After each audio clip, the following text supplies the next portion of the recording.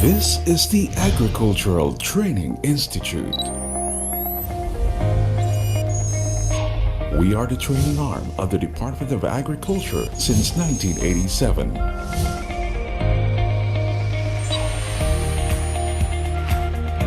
We are the premier institution managing the country's extension services. We uphold leadership in agricultural extension through our network of 16 training centers located at the heart of rural communities across the country. We equip extension workers, farmers, and other key players in agriculture with outcome-based knowledge and skills.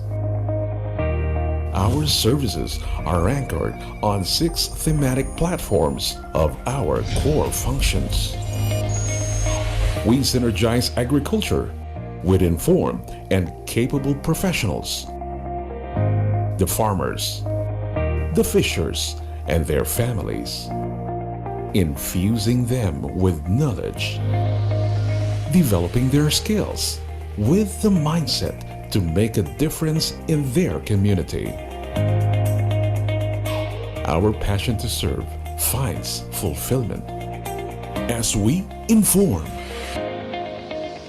support, and sustain the growth of urban and rural communities. We connect with partners in agriculture to uplift the human capital and hasten socio-economic progress.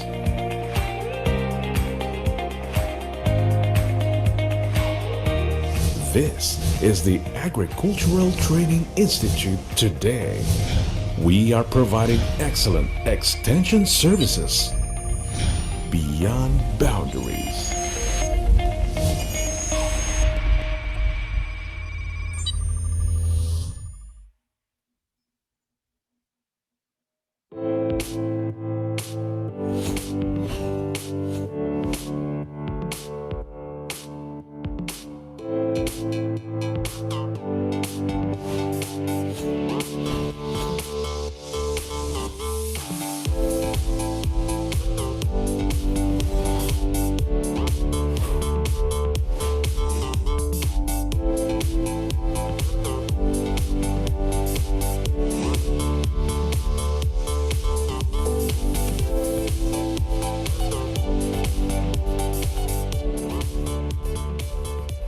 Upang mapataas ang farm productivity at masiguro ang katapatan ng pagkain sa panahon ng COVID-19 pandemic, inilunsad ng Department of Agriculture ang pambansang programa na Ahon Lahat, Pagkain Sapat kontra sa COVID-19 o tinatawag ding Plant Program. Sa ilalim ng Urban Agriculture Project, pangunahing isinusulong na mabigyang kakayanan ang mga nakatira sa syudad na makapagtanim ng gulay sa kanilang bakuran upang makamit ang household food security. Patuloy po na nakipagtulungan ang Department of Agriculture sa mga local government units, mga paaralan at universidad at ang mga komunidad upang pag-ibayuhin ang urban agriculture sa buong bansa. Samantala, isinisulong naman ng Fisheries Resiliency Project ang mga teknolohiya na magpapataas ng produksyon ng sektor ng pangisdaan. Kabilang na dito ang urban aquaponics, isang sistema kung saan pinagsama ang aquaculture o pag-aalaga ng isda at hydroponics o ang pagtatanim ng halaman nang hindi gumagamit ng lupa. Sa ilalim din ng programang ito, paigtingin ang mga initiatives para sa aquaculture and sustainable capture fisheries in inland waters upang mabigyan ng sustainable livelihood ang mga mangingisda.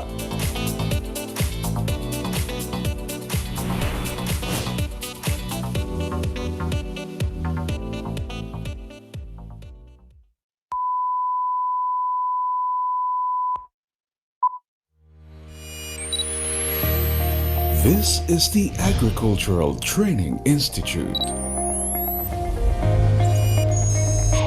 We are the training arm of the Department of Agriculture since 1987.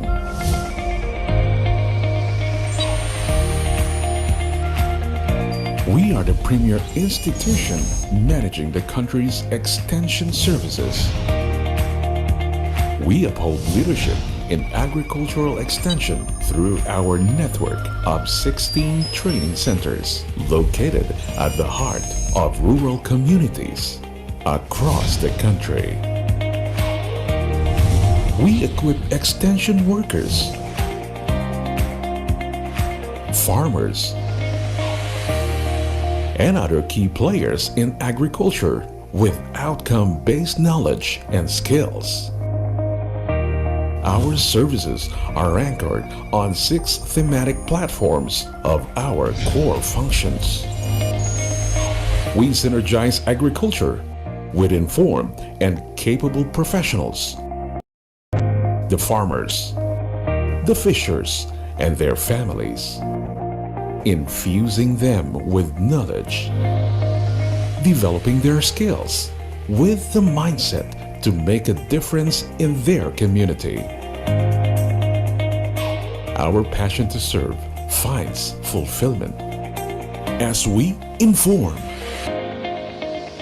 support, and sustain the growth of urban and rural communities. We connect with partners in agriculture to uplift the human capital and hasten socio-economic progress.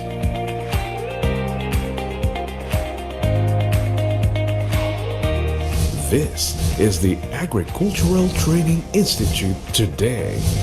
We are providing excellent extension services beyond boundaries.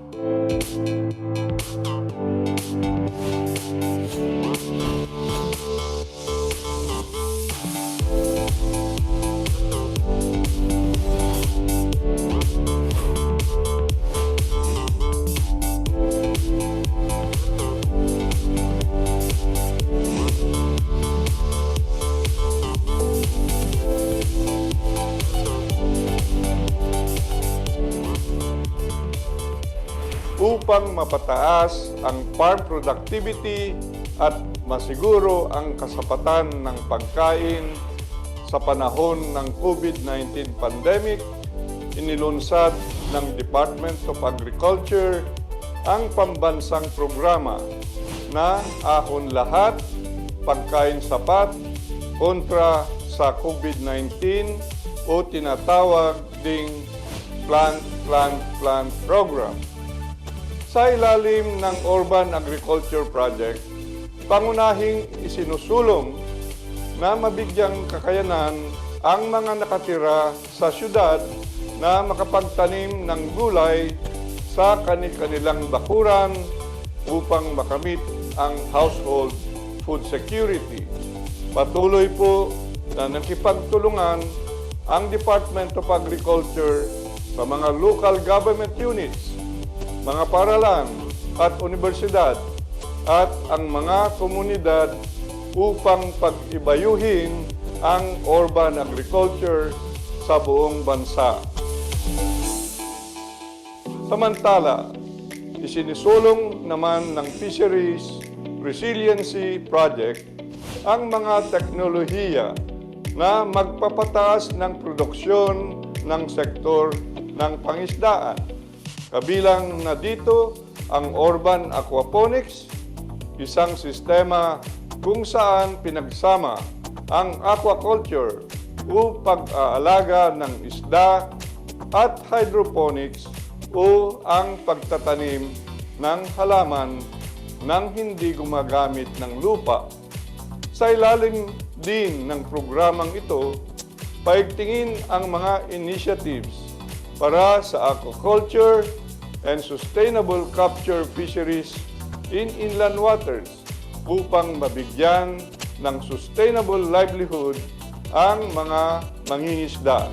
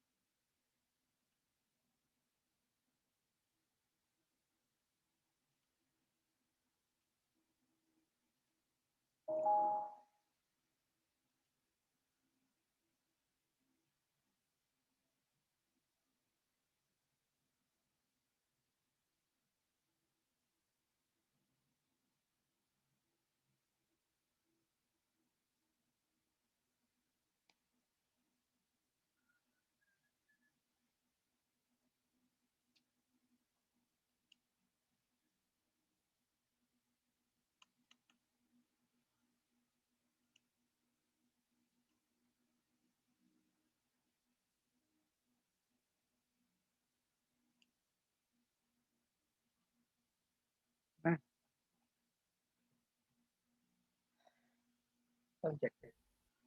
Sound check. This is the Agricultural Training Institute. We are the training arm of the Department of Agriculture since 1987.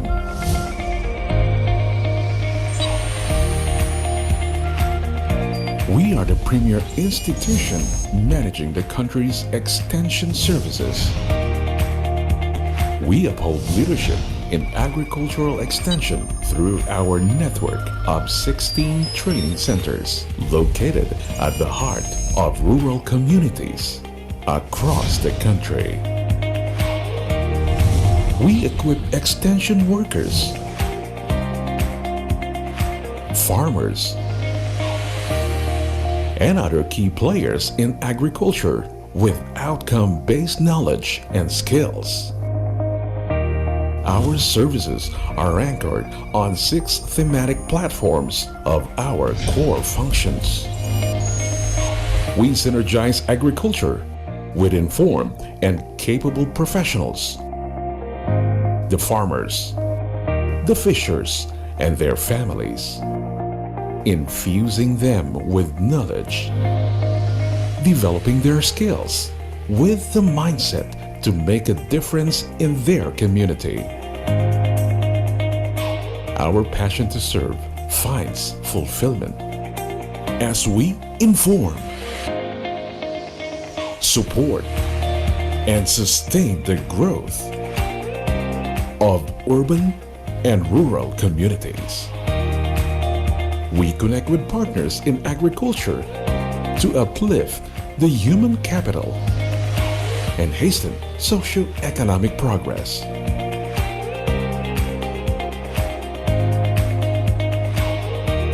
This is the Agricultural Training Institute today. We are providing excellent extension services beyond boundaries.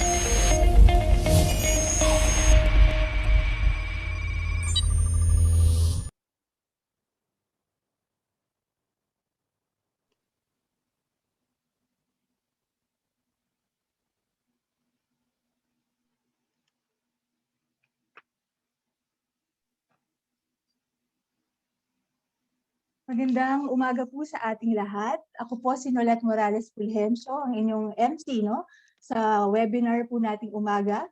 Ang webinar na ito po ay para sa overseas and repatriated Filipinos na tatalakay sa best practices in organic farming farm tourism, and tips on becoming a Filipino agripreneur.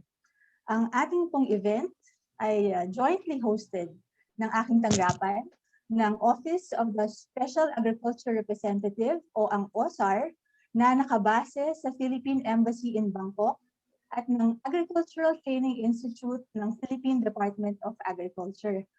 Of course po, malaki po ang ating pasasalamat sa lahat po ng embahada ng Pilipinas sa ASEAN region sa pagtulong po na i-disseminate ang information tungkol sa ating webinar ito. Gaya po ng alam ng marami, ang buwan po ng Mayo ay ang Farmers and Fisher Folks Month sa Pilipinas.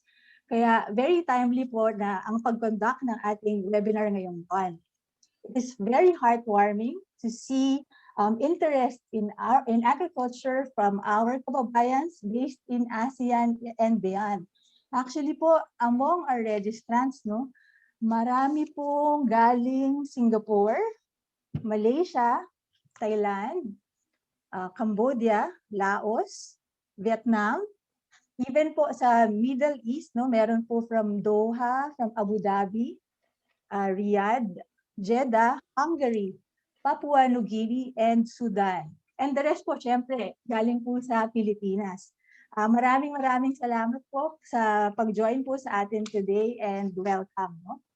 Ang ating pong webinar ngayong Sabado ay one of two webinars na itatampok ng OSAR at ng ATI ngayong Mayo. Ito po ay kabilang sa roster of assistance ng Department of Agriculture na naglalayong makapagbigay ng impormasyon sa overseas and repatriated Filipinos ukol sa agribusiness sa ating bansa.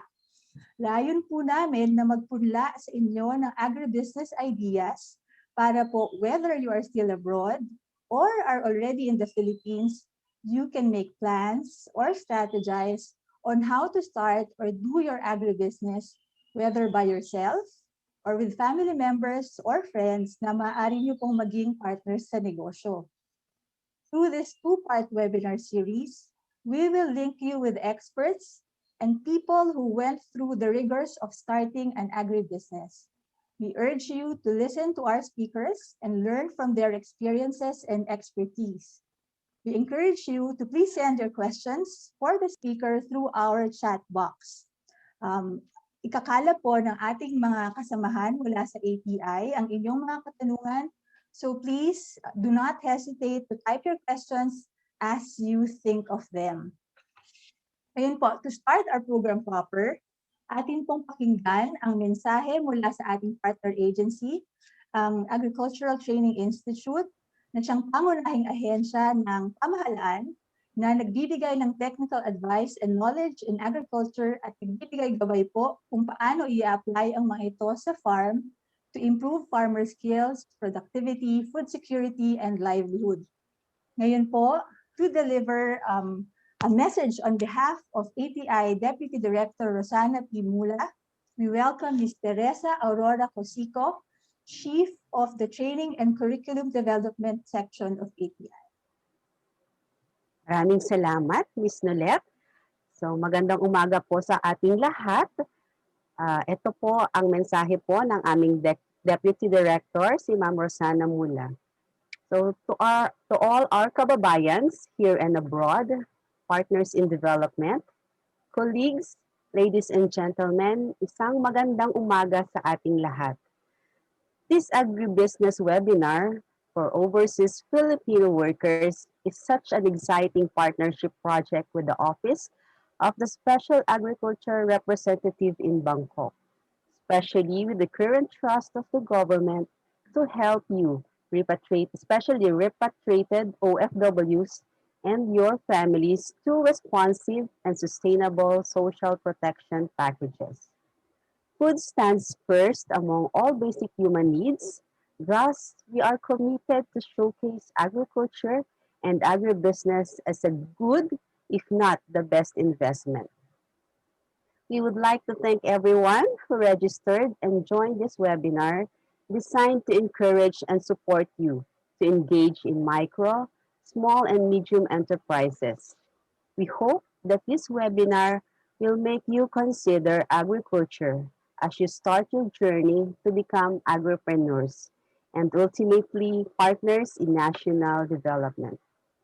We also thank OSAR Bangkok for their generosity and support to make this initiative for OFWs possible.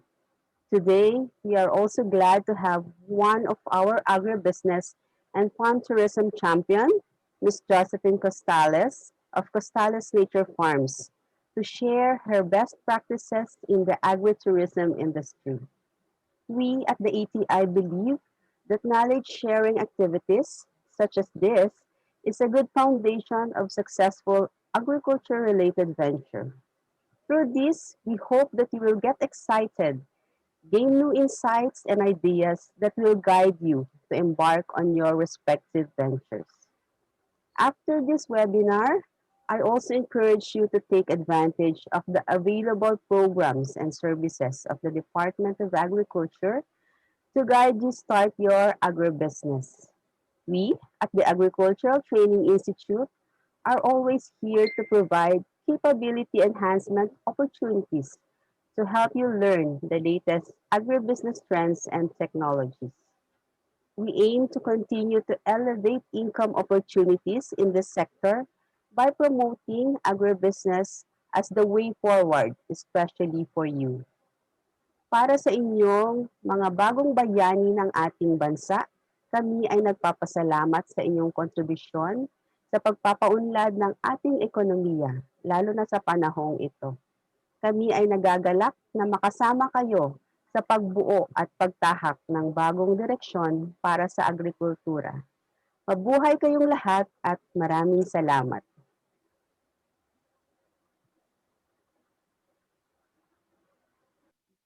Maraming salamat sa mensahe, Ms. Cosito. Kahapon po, it was a personal pleasure and privilege for your MC to meet our guest speaker. She was very warm, completely down to earth. She has a very positive outlook in life and very knowledgeable and passionate po about her chosen area of specialization in agriculture.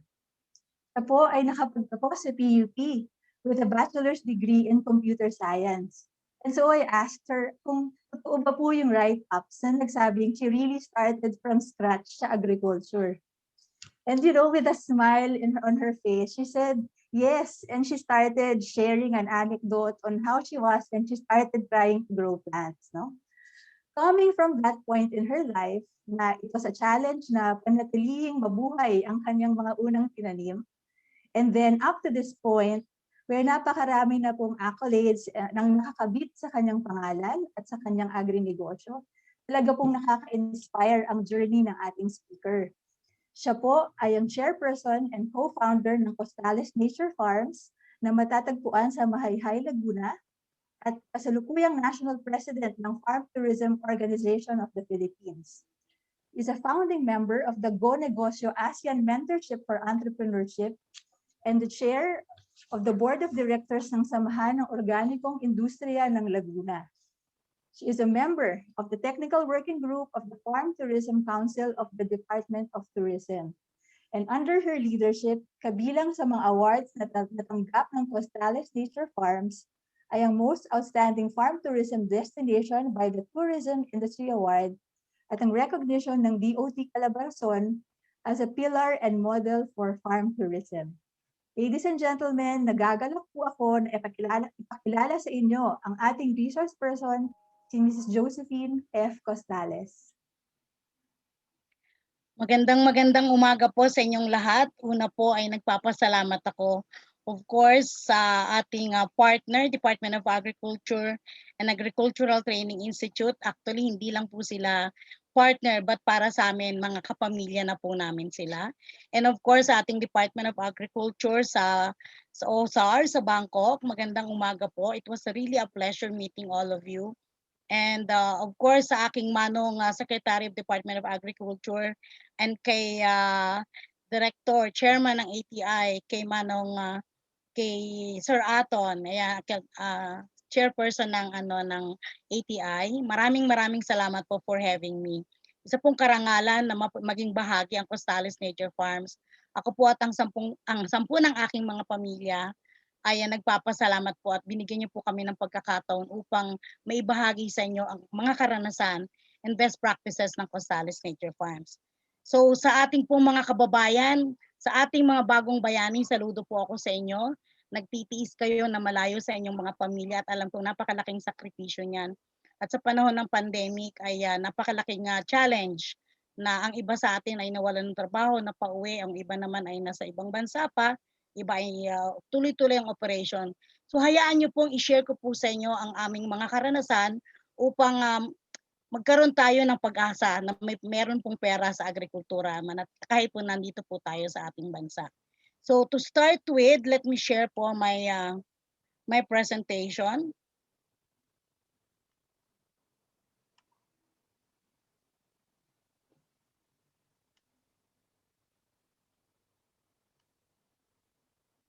Ayan. So my presentation po ay pinamagatan kong Going Back to Greens, Business Opportunities in Organic Farming and Farm Tourism. So sana po kayo ay handa. Kung meron po kayong ballpen at papel, pwede po kayo mag-take notes or pwede rin po kayo maghanda ng inyong mga katanungan. Magsisimula na po ako at ako may 1 oras lamang. Ano po? So ang akin pong outline ay nais ko pong ibahagi sa inyo ang aming best practices dito po sa Costales Nature Farms at paano po ba tayo makikita sa larangan ng agrikultura at ng farm tourism. Okay, so una po ipapakilala ko po sa inyo ano po ba ang Costales Nature Farms. Ang Costales Nature Farms po is a family-owned business na nagpakadalubhasa po sa organic farming, food production, farm tourism, and agricultural education. So ito po ang aking pamilya, yung aking mga anak, yung tinatawag kong mga agrilenyan. Si Reden po yung nakapula, ang kanyang misis, ako po yung nasa gitna. That was 10 kilos ago. And and of course yung aking daughter na agribiotech po ang course niya at ang aking pinakagwapong asawa kasi nag-iisa lang siya. Ayan. And dahil po sa aming pagsusumikap, nakatanggap po kami ng mga awards. Kami po ang kauna-unahang agri-tourism destination in the Philippines na accredited ng Department of Tourism. Kami rin po ay accredited private extension service provider, sabi ko nga po kapamilya ng ATI, on a national level on organic agriculture and regular courses. At dahil po sa mga ito ay naparangalan po ang aking pinakamamahal na asawa bilang most outstanding organic farmer noong pong 2012 na ibinigay po ng ating mahal na Pangulo. Ayan po yung kanyang award. And kwento ko lang po, paano po ba kami nagsimula? Tulad po ng nabanggit ni Ma'am kanina, kami po ay hindi talagang mga agriculturist o hindi po talaga kami magsasaka. Kami pong mag-asawa ay graduate ng computer engineering and computer science. Ano po? So paano po kami napunta sa pagsasaka? Kukwento ko po sa inyo. Ayan. So we acquired the property in 2005 dito po sa Mahayhay, Laguna. Dahil po nakakapagod at nakaka-stress ang buhay sa larangan ng internet o ng IT industry, pilinano po namin maging bahay bakasyonan or leisure farm itong aming farm dito sa Mahayhay. Sa kasulok-sulukang bahagi, dulong-dulo na sa ibaba ng Mount Banahaw. So after 2 years of being a leisure farm, nagsimula po kami ng aming commercial operations noong 2009. And then nagsimula po kaming magturo sa aming mga kapwa magsasaka dito sa karatig naming bayan, sa Mahayhay at sa Lukban noong 2010, and binuksan po namin ito sa public as a tourism destination noong 2012. Nagsimula po kami sa maniwala kayo't sa hindi sa isang 1,000 square meter lang po. Intentional lang po namin ay kumain ng pagkaing malusog. So para lang po talaga sa pamilya. At dahil po si Mr. Costales ay galing sa norte, siya po ay GI, Genuine Ilocano. Ang una po naming itinanim ay ang pinakbet. So, syempre po, dahil ito ay para sa pamilya, ito po ay tinanim namin sa pamamagitan ng organikong pamamaraan na hindi po ginagamitan ng kahit na anong lason at wala pong ginagamit na pestisidyo. Ayan. So, saan po kami matatagpuan? Kami po ay nasa Barangay Gagalot, Mahayhay, Laguna. At ito po ay 120 kilometers south of Metro Manila. So sa ngayon po, mga 2 to 3 hours po ang ibibiyahe nyo mula sa Maynila. At napapalibutan po kami ng mga iba't ibang bayan tulad ng Liliw, Magdalena, and Lukban, Luisiana dito po sa aming paligid. Mula po sa 1,000 square meter ay ngayon po ay meron na po kaming 8 hektaryang sustainable integrated. Please take note po of the integrated organic farm. Mamaya po ipapaliwanag ko bakit integrated. Ano po? So ano po ba ang matatagpuan dito sa farm? Sa maniwala kayo at sa hindi, hindi po kami tumitigil sa pagpo-produce because we need to produce 20 tons of vegetables and herbs. And kami po ang pinakamalaking producer ng organic vegetables and herbs dito po sa ating bansa sa ngayon. Pero kahit na po ganon, napakaliit pa rin po ng naisusupply namin sa pangangailangang organiko ng ating bansa. And dahil po binuksan namin ang aming farm ng 2012 sa ating mga bisita mula sa syudad at hindi lang sa Maynila, but all over the country, yun yung gustong matuto ng organic farming, nakakatanggap po kami ng 5,000 bisita po, both for day tours and overnight. Ayan po. Kaya yung pangarap namin na magpahinga, natapos po yun nung mula nang nagsimula kaming mag-farming. 2 years lang ho kaming nagpakuya-kuya-kuy at naghayahay na buhay. Because we believe that it is in sharing. Yun yung passion namin, yung i-share namin kung ano yung alam namin. Wala pong sikreto because we really want our farmers to experience financial freedom. Ayan, nabanggit kanina ni ni Ma'am kanina na wala kaming alam sa agriculture because we are both into IT. Ano po? And gusto ko lang i-mention na yung kauna-unahang seedling tray na aking itinanim ay wala hong nabuhay kahit isa. So wag ho kayong maniwala sa green thumb o yung wala akong alam, hindi ako pwede dyan o matanda na ako, hindi ko yan kaya. Lahat ho ay gusto, basta gusto, may passion, kayang-kaya po natin yan gawin. And all of those technologies ay buong puso po namin i-share. So hayaan niyo pong ituro ko po sa inyo yung integrated organic farming. Bakit po integrated? Dahil naniniwala po kami that integration is the key to sustainability. So ito po yung aming mga pinoproduce at makikita nyo dito sa farm pag nagpunta po kayo. We are producing high value vegetables. Meron po kaming aquaculture.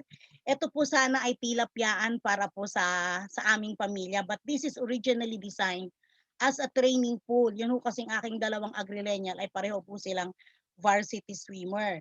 Ayun po. Kaya dahil ayaw nilang lumangoy, dahil malamig po dito sa amin sa paanan ng bundok ng Banahaw, ginawa na lang po naming tilapyaan para every 4 months, meron ho kaming tilapia. We also have vermiculture. Yan po yung isang pamamaraan ng pagpo-produce ng organic fertilizer using African nightcrawler. Isa rin po yan sa mga itinuturo namin. At dahil nga po integrated, kailangan meron po tayong mga hayop na magpo-produce ng pangangailangan nating nitrogen. So meron po kaming manok, meron kaming rabbit, meron kaming herbs to repel the pest. Meron ho kaming mga baboy because we need their poops. It's a back-end economy na kung tawagin namin. Meron kaming mga tanim na mga mabababang puno na nagpo-produce ng mga prutas para sa pangangailangan ng ating for vitamins and minerals. Ayan, at saka hindi nyo na naitatanong, mahilig ako umakyat ng puno nung bata-bata pa ako. So sabi ko, ituturo ko po yan sa yung pag-akyat ng puno sa aking mga apo. We also have pecking ducks. Ayan. Okay, mahilig ko kasi ako sa balot at itlog na maalat. So this is the secret that hindi na secret ngayon because we have already been sharing this to a lot of our farmers. Ano? So we are practicing zero waste farming. Ano po ibig sabihin ng zero waste farming? Wala po kaming itinatapon. Lahat po ng output ng isang sistema ay gagamiting input ng isa. For example, meron po tayong mga livestock. Yung kanilang dumi, yung kanilang mga beddings ay ginagamit po namin bilang input o substrate o yung mga pangangailangang immediate needs ng aming susunod na system, which is vermiculture. Yung vermiculture po ay isang teknolohiya kung saan magpuproduce ka ng pataba, ng organikong pataba gamit ang mga basura na matatagpuan o makukuha mula sa farm. So mula po dun sa dumi ng inyong mga hayop, manok, beddings nila, and even the most nutritious poops ng rabbit na ginagamit po namin sa mga leafy vegetables namin, pinaprocess po namin yan sa vermiculture and we collect their poops, yung kanila pong dumi, which is called vermicast, the most nutritious na fertilizer. Yan, napakaganda po niyan sa ating mga halaman. So ginagamit po namin yon as fertilizer for our crops and then aalagaan po namin ang aming mga gulay, whether high value or lowland vegetables, and then aalagaan namin sila from 30 days to 100 days, depende po sa halaman. And then we harvest 95%, which we sell to our clients. Healthy options, TBG, TMG. Yung pong TBG ay yun po yung the bistro group that includes Fridays and Italianis. And TMG naman po yung the moment group naman are a chain of restaurants, nakasama po dyan yung Manam, Filipino concept, and yung Din Tai Fung Chinese concept naman po yon. So the remaining 5%, if 95% goes to the client, the remaining 5% will be fermented as our livestock kimchi. O di ba, sosyal? Kahit mga hayop, nagkikimchi, mga Korean food po ang kinakain nila. Using fermentation, yun po yung nagiging snack ng aming mga baboy. So kahit na mga baboy at manok at rabbit namin, nagkikimchi din po sila. And then, yun po kakainin nila yung aming mga waste, yung mga trimmings ng aming mga tanim na gulay. And then, aalagaan namin uli yung mga hayop, yung baboy, yung manok, and then yung rabbit. And then, we will again collect their poops and their beddings as input again for our vermiculture. So paikot-ikot lang po yan. So integration is the key to sustainability. Lagi kong sinasabi because mababawasan po yung inyong cost of production. So that is our secret na hindi na po sikreto ngayon. Ayan. So alam nyo na rin po ngayon, ano? So even in your household, yun yung inyong basura mula sa kusina, ay pwede nyo pong magamit as fertilizer for your urban gardening. Nasabi po yan kanina ni Manong William Dar, yung Secretary po ng Department of Agriculture. So kahit po sa maliit na quantity ay pwede nyo pong magawa yan. So pag nagpasyal po kayo dito sa farm, ito po yung aming mga pinuproduce, high value vegetables or lettuces. Meron po kaming 4 na variety. And also meron kaming arugula. Yeah. Arugula is it will neutralize your hyperacidity, at yan po ay sikreto naming natural Viagra po yan. Ayan. So huwag kayong maingay, baka maraming makaalam. Spinach, yan po yung pagkain ni Papay, hybrid nga lang po. Yan po yung ginagamit namin as chicharong gulay para sa mga batang hindi mahilig sa gulay. We also have kale, yan maraming antioxidant. Yan po yung ginawa kong juice during COVID, nung lockdown sa ating mga frontliners, kasi yan po ay nagbo-boost ng immune system. Malakas po yung kahit hindi ka makakain for 6 to 8 hours, hindi ka po magugutom using kale. Ano po? And of course, we have French beans. Ayan. Meron din po naman kaming mga iba't ibang tanim. We have, ito po, mga anti-cancer po to, broccoli, of course, tomato, cauliflower, alfalfa, and tom yao. And bok choy. Yan pong bok choy, yung ginagamit po yan sa Chinese cuisine doon po sa Din Tai Fung, which they require 425 kilos every week. O, di ba? Ang dami-dami nun. So we also have this kamote na ginagamit po ng TBG sa kanilang Korean concepts. Yun ang tinatawag nilang kamoteng biglang yaman. Yan. Ewan ko kung bakit biglang yaman. Orange po yung loob niya. Okra. Alam naman po natin na anti-cancer po ang okra at nakakagamot ng rayuma. We also have pechay, kangkong, mustard, mustasa, alukbati, the green variety, ampalaya, and eto po pako, marami yung pako dito sa amin sa Mahayhay. We also have edible flowers. Ginagamit po namin ito sa aming rainbow salad na kung tawagin ay very unlimited salad po pag nagpunta po kayo dito sa farm. Kaya kung pumapasok kayo nagsasalita, sa dami na kinain yung gulay, para na po kayong kambing, na ho ang salita nyo. Ayan. We also have tarragons, parsley, dill. Marami ho kami pinoproduce na herbs kasi po, ito po yung sinusupply namin sa mga hotels and restaurants dito po sa Metro Manila. So kung nakikita nyo po sa supermarket na dry na po sila, pag ginamit nyo po yung fresh, ay mas masustansya at mas magandang gamitin sa pagluluto. Ayan, ito po yung iba pa po naming napakaraming iba't ibang uri ng herbs. Yan. Etong coriander, parang nakita ko kanina sa bidding namin, 150 kilos daily ang requirements po nila. So wag niyo pong sabihin na walang market because there are napakaraming market. Okay? Sorry. Yan, tulad ng nasabi ko kanina, kailangan tayo ay integrated. Nagpo-produce din po kami ng table eggs. At sa ngayon po ay nagpo-produce kami ng mga eggs for per broiler, yung pong papalakihin, ano po. Meron din po kaming mga organic na baboy, meron din po kaming chicken, and ayan, yung pong aking anak na si Angelica ay nag-aral ng agricultural biotechnology and at the same time she's a chef. So ito po yung naging assignment naman niya. So ginawa po niyang processed meat, naturally processed meat, yung aming organic na baboy. So nakapag-produce po siya ng organic pork longganisa, sweet garlic and etong skinless. Ayan. Prior to these products, 10 taon ho akong hindi kumain ng pork tocino dahil takot po ako sa nakaka-cancer na ingredients. Ayan po yung mga produce niya, sisig. Napakasarap ng sisig, lalo na yung maanghang.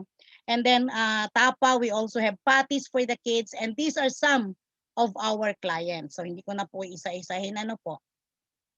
Now, para madagdagan ang kita ng ating mga magsasaka at dahil po sa maraming gustong matuto, binuksan namin ang farm sa farm tourism. Nung una po, hindi namin alam na yung ginagawa namin ay farm tourism na until nung 2012 ay may nagpunta po ditong taga Department of Tourism at sinabing open your farm to public and magpa-accredit ka sa DOT. So dito po sa farm, dahil po ang aking mister ay isang Ilocano, binuksan po namin ang Apong Damian Organic Resto dito po. So it's al fresco and until now ay ito po ay nag-ooperate. Okay, so dito po sa Apong Damian Restaurant ay nagsisilbi po kami ng kung ano yung na-harvest ng farm. So ito pong pinaka-famous namin na crispy pato, yun ang mga Peking ducks. Ang aming produce po ay crispy pato, and I would say na medyo mas masarap dun sa crispy bebek ng Indonesia when we went to Indonesia before. Meron din po kaming garlic longganisa, yan napakasarap ano po. Hindi ko na isa-isahin, baka ho kayo magutom. Ayan. And ito po yung isang I'm so proud of having this organic juices, very refreshing. Ito pong aming Satsuma juice, galing sa Nueva Vizcaya, yung seedling namin yan. And also calamansi juice. Itong very refreshing na Japanese cucumber juice and kale juice. And of course, yung pampababa ng hypertension, ito pong lemongrass juice. Yan po yung masiserve sa aming organic restaurant. Also, yung aming unlimited organic vegetable salad. Hanggat kaya nyo pong kumain, humingi lang po kayo ng humingi sa amin. Ayan, kapag kayo po ay nag-avail ng aming 3-hour lakbay araw tour. Ayan. So because of the numbers of guests na nare-receive po namin, nagpatayo po kami with the help of our OFW partners ng RCC Convention Hall, na kung saan dito po namin tinatanggap at may event venue na rin po yung mga more than 400 field trips of educational farm tours na nagpupunta po dito. We can receive 400 guests at a given time for field trips before pandemic dito po sa RCC Convention Hall. Yan. Baka gusto niyo magpakasal uli, pwede rin po natin dyan gawin. Farm theme naman, yon. Nagpapa-prenup kayo na hinahabol kayo ng mga manok, yan, ganyan, di ba? Ang saya-saya, kakaibang experience. So paano po namin ginagawang organic yung aming pagpuproduce? Nung 2010, nung una kaming lumabas ng Mahayhay at nagpunta doon sa Bonifacio Global City at sinabi naming organic ang aming produce, ay nakataas ho sa 3rd floor yung kanilang mga kilay. Paano naging organic yan? Is it really possible? So kailangan po holistic yung approach. So we are doing multi-cropping, crop rotation, companion planting, net bagging, yung pong mga ampalaya at talong namin. Naka-net bags po yan, katulad po ng nandito sa picture na ito sa ibaba, para hindi po siya magkaroon ng insekto at hindi na kailangang sprayan. Ano po? We also have beneficial insects, flowers and herbs as repellent, and of course, kapag all of those things or methods ay hindi na po namin makayanan, we are using botanical spray or tinatawag naming EM5, EM6, and EM7. Nakagawa na kami ng 6 and 7, wherein 7 is yung for the worms and 6 naman is for as fungicide. Ayan. So, ito po yung number 1 namin ginagamit na fertilizer, yung bokashi fertilizer. Bokashi is a Japanese term which means organic fermented matter. Gumagamit po kami ng carbonized rice hull o inuling na ipa o yung balat ng palay. And of course, yung rice bran, yung D1 o D3, I mean D3. and then 50 kilograms of copra. Imi-mix po namin yan together with EM. I-maintain lang po natin yung 30% moisture content and i-ferment po natin yan for 7 days. After 7 days, meron na po kayong organic fertilizer. So pinakamabilis na paraan ng pagde-decompose o pag-ferment ng isang organic fertilizer. And this one po ay naging famous sa buong Pilipinas with the help of our effective microorganism or EM1 at kung tawagin. So it's a complete organic fertilizers in 7 days. So nabanggit ko kanina na kailangan integrated. Kami po ay nagpo-produce ng mga manok, which I believe tomorrow will be discussed in details kung paano mag-produce ng manok. I mean next week, I think it's next week. So range freely, sila po ay alpas o yung manok na alpas, and sila po ay kumakain ng damo. So every morning, nakagagala talaga sila may bakod naman kasi kung hindi ubos yung aming mga tanim. So they are grass or vegetable fed. Wala po silang antibiotics and vaccines. Sila po ay walang growth hormones. At sila po ay kumakain ng pagkain na kami po mismo ang nagtitimpla. At sila po ay umiinom ng Yakult. Oh, social, di ba?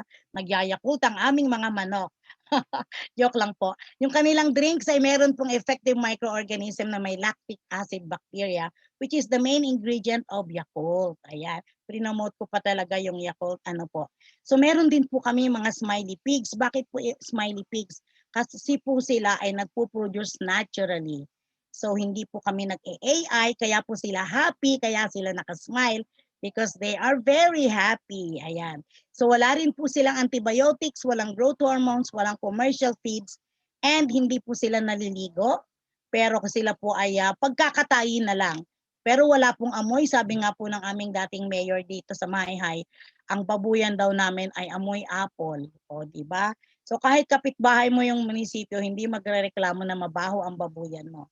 Of course, minimal ang mortality, halos wala because of this beneficial microorganisms. At ang kanilang pagkain ay dito lang po namin ginagawa o pinimix dito po sa farm.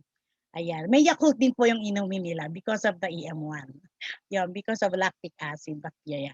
Okay. So ito po yung aming, yan yung mga taga-alaga namin. Tingnan nyo naman si Matsunaga lang naman. Daniel Matsunaga.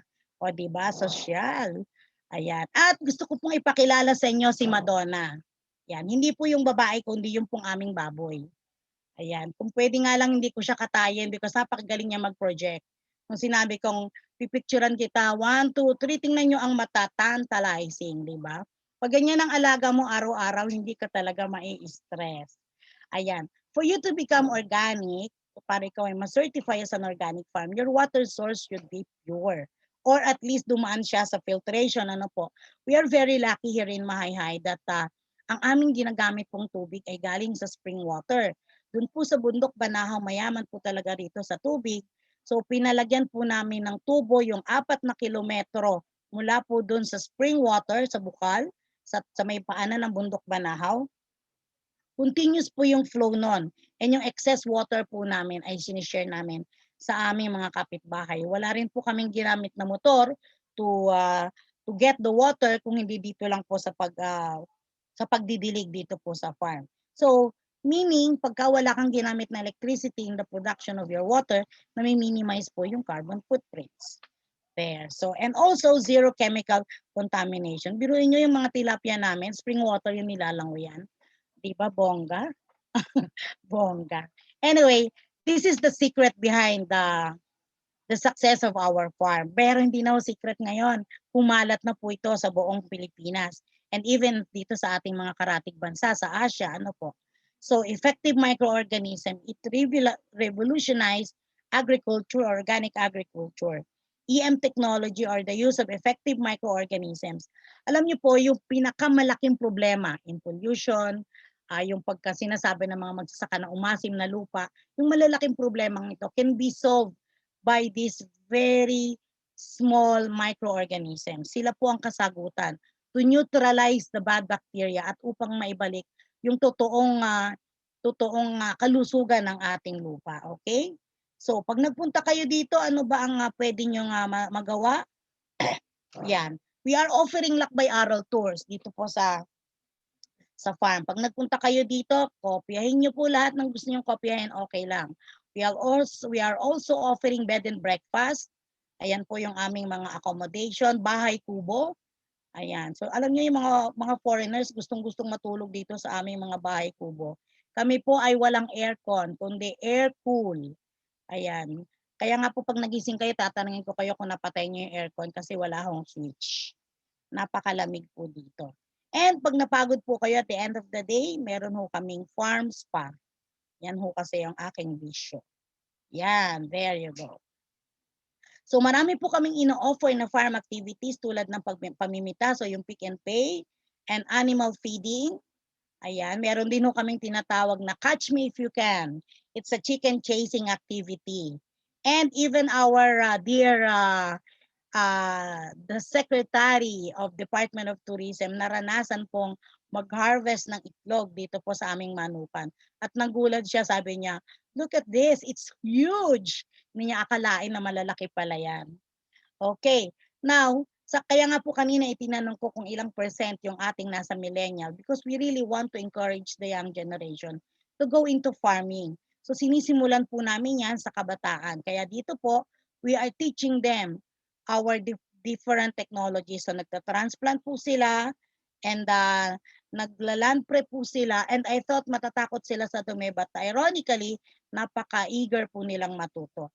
We also have seed sowing activity, fishing, and fruit picking. Ayan. Nung nagpunta po dito yung Miss World, hindi na nila kailangan ng panungkit sa tangkad po nila. We also have salad making and tupig making. Nabanggit ko naman kanina na Ilocano po si Mr. Costales. And nung maranasan ng these are teachers po ng Metro Manila and they really enjoyed the tupig making activity. Ayan. So meron pa rin po kami mga outside of the farm activities. We partnered with a lot of tourism destination dito po sa paligid namin wherein mararanasan nyo po ang trekking dito po sa Mahayhay Falls and swimming sa napakalamig, napaka-clear ng tubig ng aming Taytay Falls sa Barangay Taytay, Mahayhay, Laguna. Nakipag-partner din po kami sa Lukban for our Lukban Tour dito po sa Kamay ni Jesus and mararanasan nyo po ditong kumain ng pansit habhab na walang gamit na tinidor as in hahabhabin mo po talaga siya. And napakasarap. Pero until now, hindi pa rin ako marunong kumain ng habhab na pansit kasi messy akong kumain ng pansit habhab. And of course, sa mga kababaihan o even sa mga kalalakihan, hindi mawawala ang shopping. Dito po tayo ay nakipag-partner sa Liliw kung saan ang Chinelas Capital of the Philippines. Dito nyo matatagpuan ng 100 chinelas. So 3 pairs at 100 pesos. Ayan. So nakipag-partner din po kami sa Louisiana at sa Magdalena, yung karatig bayan namin, for river rafting and Hulugan Falls Tour. Ayan. 1 hour walk lang naman po. Okay. So mga kababayan ko nga, mga OFW, dumako na po tayo sa mga business opportunities in organic farming. Ano po? So dito po i-discuss ko po yung business opportunities in organic agriculture at paano po ba yung agricultural industry chain, saan tayo pwedeng kumita. So sisimulan po natin sa 3,000 square meter integrated farm model. Kahit po hindi mo na malaki, let's start small. Aim small, me small, sabi nga po namin. Ano po? So lagi po namin pinapaalala that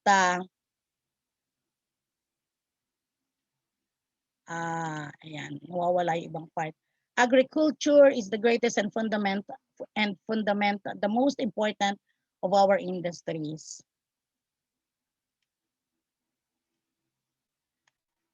The cities are but the branches of the tree of national life, the roots of which go deeply into the land. We all flourish or decline with the farmer, which is true. Pag wala na pong farmers, wala na po tayong makakain, di po ba? That is according to Mr. Bernard Baruch. There. So business opportunities in agriculture industry, sa ngayon po, ang target po natin ay 2% market penetration for organic products.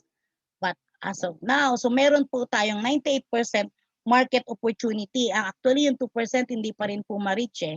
Konting-konti pa rin po yan. Ano ang advantages ng organic produce? Seller's market. Hindi ka po pwedeng diktahan kasi you can, meron po yung prime or premium price dahil konti po ang supply.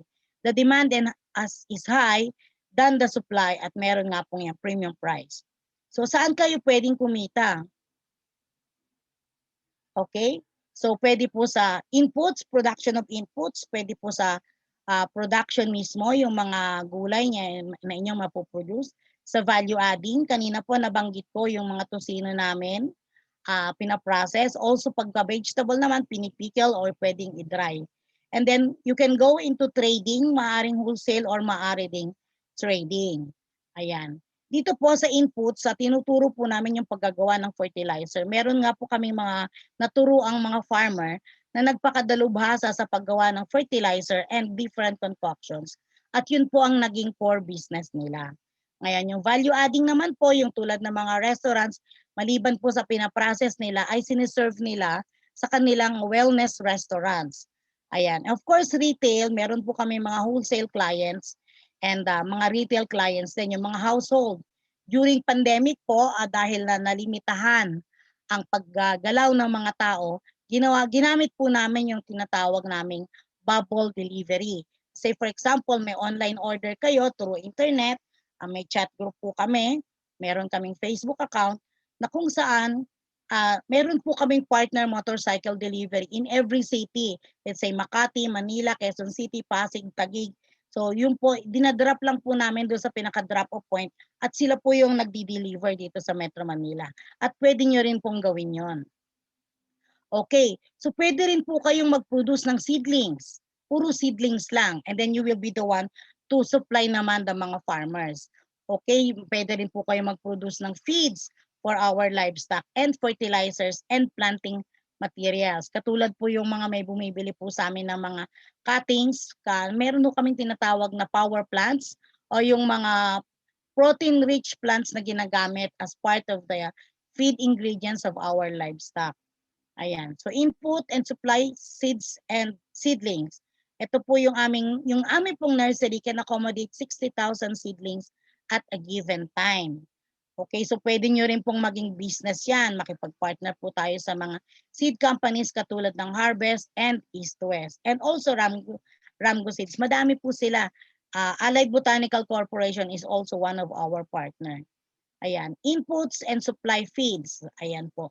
So iba-ibang klase ng feeds ang pwede nyo ma-produce for different livestock. Simula tayo sa rabbit, sa sheep o kaya sa kambing, sa baboy at pati na rin po sa ating mga malalaking ruminants katulad po ng baka or kalabaw. Ayan, ito po yung inputs and supplies. If you are going to produce large quantities of organic concoction, tulad ng fermented plant juice, fermented fruit juice, ayan po yung FPJ. Yan, hindi po si Fernando po Jr. Fermented plant juice, fermented fruit juice. Yan po, marami pong bumibili niyan. At yan po, meron din po kaming fish amino acid na ginagamit. And also some other EM5, EM6, and EM7, nagbebenta din po kami yan. So ito po yung vermiculture, yung vermicast, may bumibili din po ng African night crawler na pwede pong gamitin sa pag-aalaga ng bulate or the vermiculture. Ito po naman yung bokashi or the vermicast. Yan. Carbonized risal, isa pong paraan upang kayo ay kumita. Ayan. Ngayon, nang nauso ang plantito at plantita, nagkaroon po ng tinatawag na humus soil or yung ang tawag naman namin is potting mix. It's a combination of different ingredients like meron kaming nilalagay na bokashi, nilalagay namin na vermicast, a little bit of carbonized risal. Minimix po namin yan as inputs para po sa mga plantitos and plantitas. Ayan. So other business opportunities, yung pong production, ano po, syempre yung pagtatanim, yung bunga o yung inyong ani ng mga gulay, ng palay, ng baboy, ng manok, ng isda at saka ng mga fruits in season. Ayan, ito po yung aming mga ibang mga estudyante. Ayan, yellow na dragon fruit, ayan, eggplant. There you go.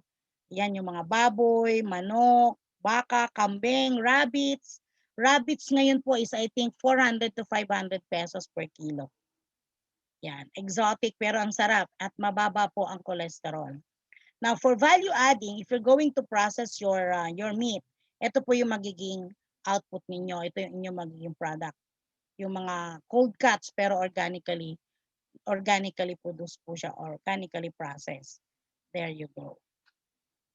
Ayan. So, pwede rin po kayo mag-produce ng mga organic healthy drinks katulad nitong mga nandito sa picture or pickling of vegetables. Ayan.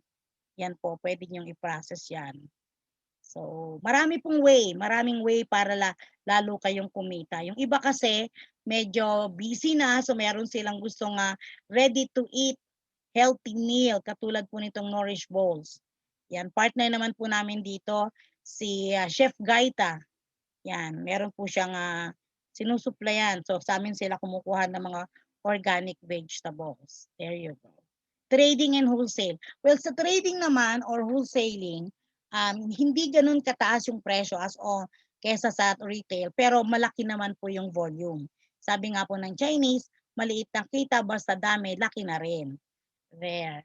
So retail, ito po yung retail, yung tinatawag naming door-to-door na nakabox na household consumption. Medyo maliit ang quantity, medyo matrabaho, pero you can sell at a premium price na mas mataas kumpara sa retail. Ayan. Okay. So ito po yung aking bunso, si Angelica Costales. Siya po yung nagtimpla. So product po niya yung aming pork organic, yung aming mga proudly organic produce na baboy at pre-process po niya. Okay. Inputs, feeds and piglets. You can also sell piglets. Kung magaling kayo sa pagpo-produce ng piglets, you can also sell those piglets. Okay. Ayan. Ideal agribusiness model. High value vegetables. Pwede rin po yan. Tulad nito, inaalis lang yung buto, then pinaprocess. Yan. If you can produce itong mga tinatawag nilang cherry tomato, hindi bumababa ang presyo ng cherry tomato sa 150 pesos. Yan. It's always constant. So, example po sa isang 3,000 square meter integrated organic farm model.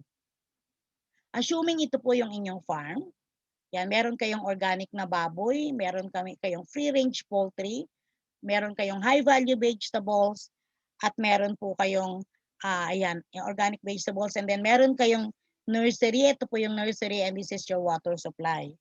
Ayan.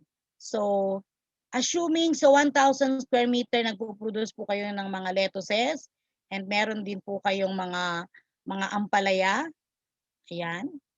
So sabihin na lang po natin na sa isang square meter, kayo po ay makaka-harvest ng 2.2 kilogram of organic lettuce. Romaine po ang pinakamahal na gulay. Pero dahil nauso po yung mga samgyup, tumaas po ang demand sa mga samgyupsal, tumaas po ang demand for the green ice. Assuming in 1,000 square meter, makaka-harvest po kayo ng 2,000 kilogram. Ibawas na po natin yung trimmings, which is 10% or 200 kilograms, so you get 2,000 kilogram of lettuce. Sabihin na po natin, ang presyo niya, conservative price is 100 pesos per kilogram. Pero sa supermarket po, you can buy that at 300 pesos. Conservative price po is 100 pesos per kilogram. So you get a total of 200,000 kilos, 200,000 pesos for 2,000 kilograms of lettuce. Okay? So, i-minus po natin, i-deduct natin yung production cost, which is 40,000 pesos for the labor, materials, input, seeds, water, electricity, transport. And then, ang net income nyo po for 45-day cycle, para po mabuhay ang isang lettuce, 15 days sa nursery, 30 days po sa greenhouse or sa open field. So, you get a net of 160,000 pesos for the whole year. For the whole year, which is 8 cycles, so you get 1,280,000 pesos for 1,000 square meter alone. Okay? So assuming, doon naman po sabihin na lang natin, wala ho kasi akong demand ng lettuce kasi etong lugar namin, hindi naman kilala ang lettuce. Subukan na po natin yung kangkong. Ano po? Ang kangkong po ay nakakapag-produce ng 3 kilo per square meter. So assuming in 1,000 square meter, you are going to produce 3,000 kilogram. O ito, mura-mura po ang buto niyan. I-less po natin ang trimmings, which is 300 kilos. So magiging 2,700 kilograms po ang inyong net harvest. So 2,700, sabihin nyo ng conservative price, 50 pesos per kilogram. So meron kang 135 kilos, or I mean 135,000 pesos per harvest. Ang isang harvest po niyan something like ano lang yan, mga 30 days. Minsan nga 21 days lang gusto na nilang tapos po pag hinarvest nyo yan kasama po ang ugat. So production cost is a total of 27,000 per month. 2,700 times 10 pesos per kilogram kasi ang dali-dali lang po niyang itanim. So meron po kayong net income for every 30-day cycle ng 108,000 pesos. Times 10, so you get 1 million pesos. Imagine, naging milyonaryo kayo ng dahil sa kangkong. That is for 1 whole year. Ayan po yung aming mga Chinese kangkong. Alam niyo na uso yung lumakas yung sales namin ng kangkong nung may napabalitang merong kumain ng aquatic kangkong tapos meron yatang itlog ng insect o ng isang something na bacteria na lumaki yung tiyan ng ale nung bata dahil dun sa nakaing parasitic egg na lumaki sa tiyan niya. So biglang tumaas yung consumption ng organic upland Chinese kangkong. So ayan po, ganyan lang po namin piniprepare kasama po ang ugat. And ayan po yung output. So kumita na kayo ng 1,080,000 pesos. So sabihin natin sa 500 square meter, meron naman po kayong baboy. Ano po?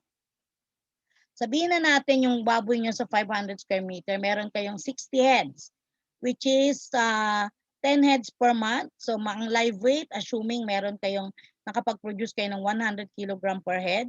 So makakapag-produce kayo ng 6,000 kilogram for 60 heads. Actually, itong presyong ito ay dumapa po, 130 pesos per kilogram. Ngayon, Diyos ko Lord, ang mahal-mahal ng baboy. Parang 300 to 400 pesos per kilo ang kilo. Ano po? And I think live weight right now is 270 pesos farm gate price. Ayun. So 780,000 po. Assuming ito po yung old price. Ano po? So less the cost of 390,000 pesos or that includes the piglets, yung pagbili mo ng biik, yan, yung feed ingredients because you will be the one to mix your own feeds. Of course, yung labor, yung tubig, yung electricity, yung pig pen depreciation kasi nagde-depreciate yung kulungan ng baboy. So that will give you 390,000 expense. So 780 minus 390, you get 390,000 pesos for every cycle. Dalawang cycle po yan sa isang taon kasi mga 6 months po ang organic na baboy. So you get a net income of 780,000 pesos per year. Pero may bonus po yan. Dahil yung kanilang pupo, which is the inputs of our vermiculture, remember? At yung pong beddings nila, that will give you tons and tons of organic fertilizer. So yun po yung bonus nun. Hindi na po kayo bibili ng inputs. Sabihin naman natin, yung natitirang 500 square meters, meron naman po kayong alagang manok. So assuming meron kayong 500 birds dun sa 500 square meters, so i-less natin, syempre may mga mamamatay dyan somehow. Sabihin natin 5% mortality, may net saleable kayo ng 475 heads, assuming that the weight of every bird is 1.2 kilogram times 475, that will be equal to 570 kilogram. Ayan, so 570 times 170 pesos, parang 250 na po yan ngayon. Okay? Ang organic. So that will give you 96,900 pesos. So 570 less po natin yung expenses na 85 per kilogram. So ang expenses po natin is 48,450 per cycle. That will give you a net income of 48,450 times 5 cycles. Kasi po ano yan, parang 60 days lang po ang organic, 60 to 70 days until ma-meet nyo po yung desired weight. So 48,450 times 5, that will give you 242,250 pesos. Another bonus, tons and tons of organic compost. Yan, galing po sa kanilang mga dumi. So, kwentahin na po natin yung ating total na pinagkakitaan sa 3,000 square meters lang. Ano po? So sa lettuce, meron tayong 1.6 million. Sa organic na baboy, meron tayong 1.5 million. Meron tayo sa manok na 581,000. Meron po tayong total na 3,741,400 pesos gross sales. I-less po natin yung ating production cost o yung operational cost, OPEX. So that will give you, for lettuce, meron kang gastos na 320,000, 780,000 for the pigs. For the chicken, you have 290,000 with a total expense of 1,390,000 pesos. And our net income per year will be 2,350,700 pesos. Na kayo po ay nasa Pilipinas at kasama ang inyong mga pamilya. Di po ba bonus po yun? Ayan. So ang lahat po ng inyong ito, i-promote ko lang yung aklat ng aking anak, kwaderno ng organikong magsasaka. Ito po ay merong online ordering, meron din pong e-book. Kung may nasa ibang bansa po kayo, pwede po kayong umorder sa kanya. Pwede niyo po akong kontakin. I will give you my contact details later. Ayan. So, sa akin pong pagtatapos, ayan yung iwanan ko po kayo ng isang maikling kasabihan. If you want to become rich, be a farmer. Seriously, it's the best job in the 21st century. Down on the farm, incomes are up. Yun lang po at maraming salamat po sa inyong lahat.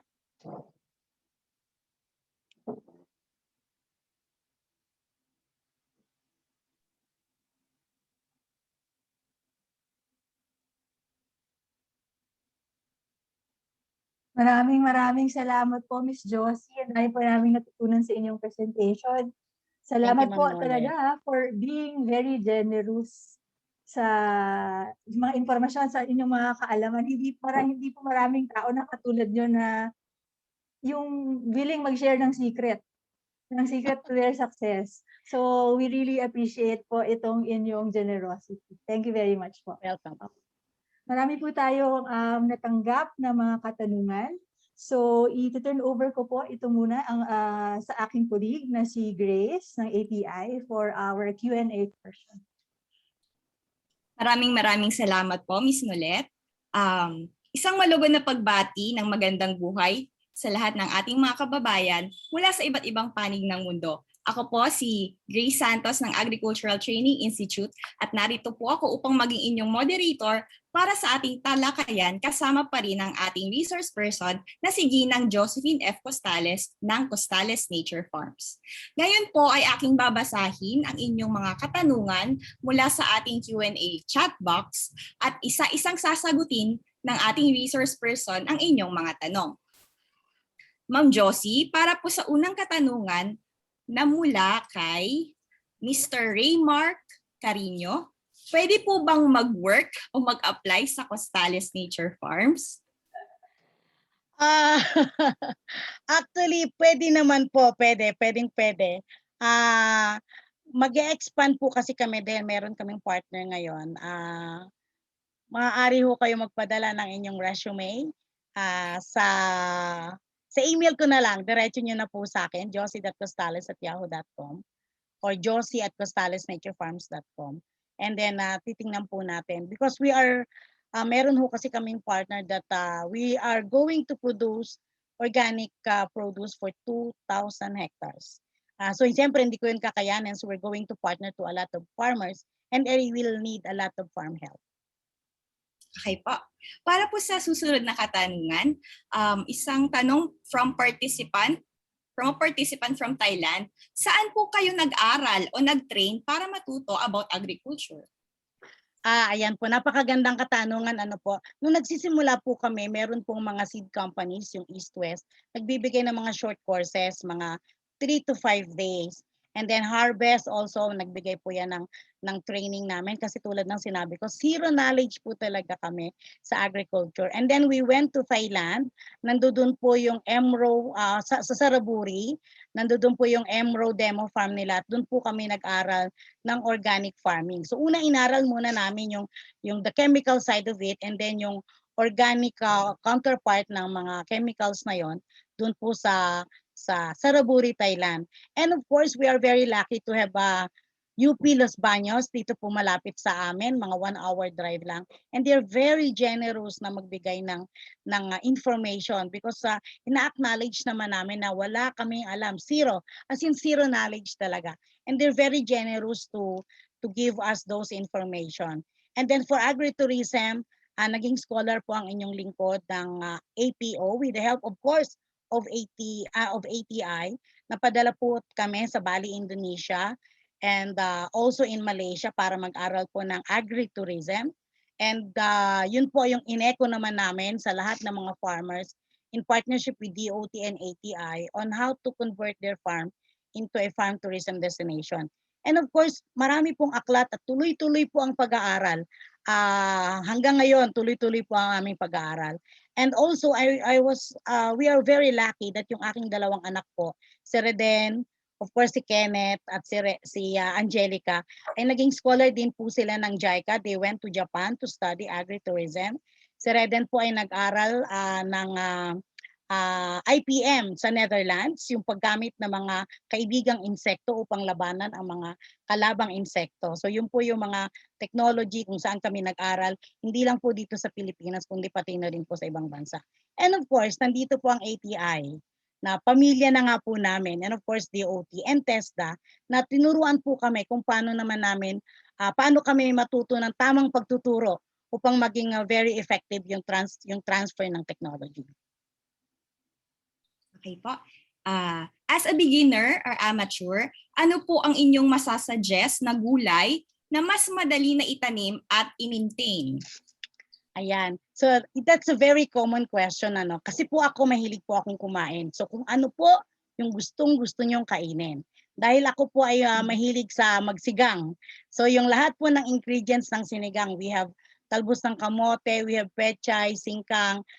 Dito sa tabing bahay namin may tanim kaming kamatis, sile, talong because of the pinakbet. Kung ano po yung gusto nyong kainin. Kasi syempre pag gusto mong kainin, aalagaan mo yung mabuti. So we started with pechay. Naku, sako lang po ng bigas, lagyan nyo ng magandang inputs and then mabilis po yan tumubo. 21 days, 30 days, harvest na po kayo. Okay po, thank you po. Ang tanong naman po ito ay mula kay Maria Angeline Avellino. How much budget possible po to start planting? Depende po yan sa laki ng gusto nyong itanim o anong klase ng pagtatanim ang gusto nyong gawin o anong project yung gusto nyong simulan. So kung gusto nyo po ng integrated, siguro po in a 1,000 square meter of vegetable production, kaya na po ang mga 20 to 30,000. And then, ang lagi ko pong sinasabi, magsimula po kayo sa isang crop na gusto nyong itanim o gusto nyong kainin and then magpakadalubhasa po kayo sa gulay na yon. Pag na-master nyo yung production na yun, kasi we started with pinakbet vegetables, then nag-level up kami sa kamatis. Maniwala po kayo sa hindi, bumili na kami ng seedling ng kamatis, nung nagsisimula kami, nagtaka kami, bakit kung kailan mamumulaklak na, bigla siyang namatay. So nagtaka kami. So we learned that it's due to bacterial wilt. Marami po kasing mga bacteria dun sa lupa, no? Hindi namin siya nalagyan ng effective microorganism. So pinag-aralan po namin, minaster namin yung pagtatanim ng kamatis when we were starting. And then nung natuto po kami, we were able to harvest 3 to 4 kilos per plant ng kamatis nung nagsisimula kami. And then with a 1 hectare farm, medyo malaki po yung kinita namin sa pagtatanim ng kamatis. So ayun po, simulan nyo ng maliit, i-master po ninyo. Pag na-master nyo, then that will be the time for you to expand. And then makipagkilala kayo sa another plant, depende po sa pangangailangan ng market. So dito po sa amin, ang ginagawa po kasi namin is a market-driven production. Meaning, kung ano yung kailangan ng customer, ng client, yun po yung aming inaaral, yun po yung aming pinuproduce para po siguradong may mapagbebentahan po kami. Ayun po. Thank you po. Another question, paano po ang ginawa ninyo regarding market matching? Did you approach the businesses or they approach you? Ayan, during the time that we started going out of our farm, the market approached us. So tulad po ng sinabi ko sa inyo, noong 2010, we went to Bonifacio Global City nakipag-partner po kami sa isang high-end organic tent lang po 'yon sa Bonifacio Global City. With Ledesma, yung isang magaling na host na mag-asawa, commissioner na yata yung wife niya ngayon. And yun nga pong kwento ko sa inyo, nakataas ang mga kilay nila. So, hindi ko alam na yung mga nagiging bisita namin o yung bumibili ng produkto namin before are owners of hotels and restaurants. And then, in-approach nila kami, sabi ko kasi sa kanila, binigay ko yung brochure namin. We are doing organic production in the farm. Ito po yung brochure namin. Pasyalan niyo po kami. And then they visited us at nakita po nila that we are open to our technology. Kung ano yung ginagawa namin, sinasabi namin. And we really walk the talk. Tapos, organic nga. Totoo nga, pwede nga.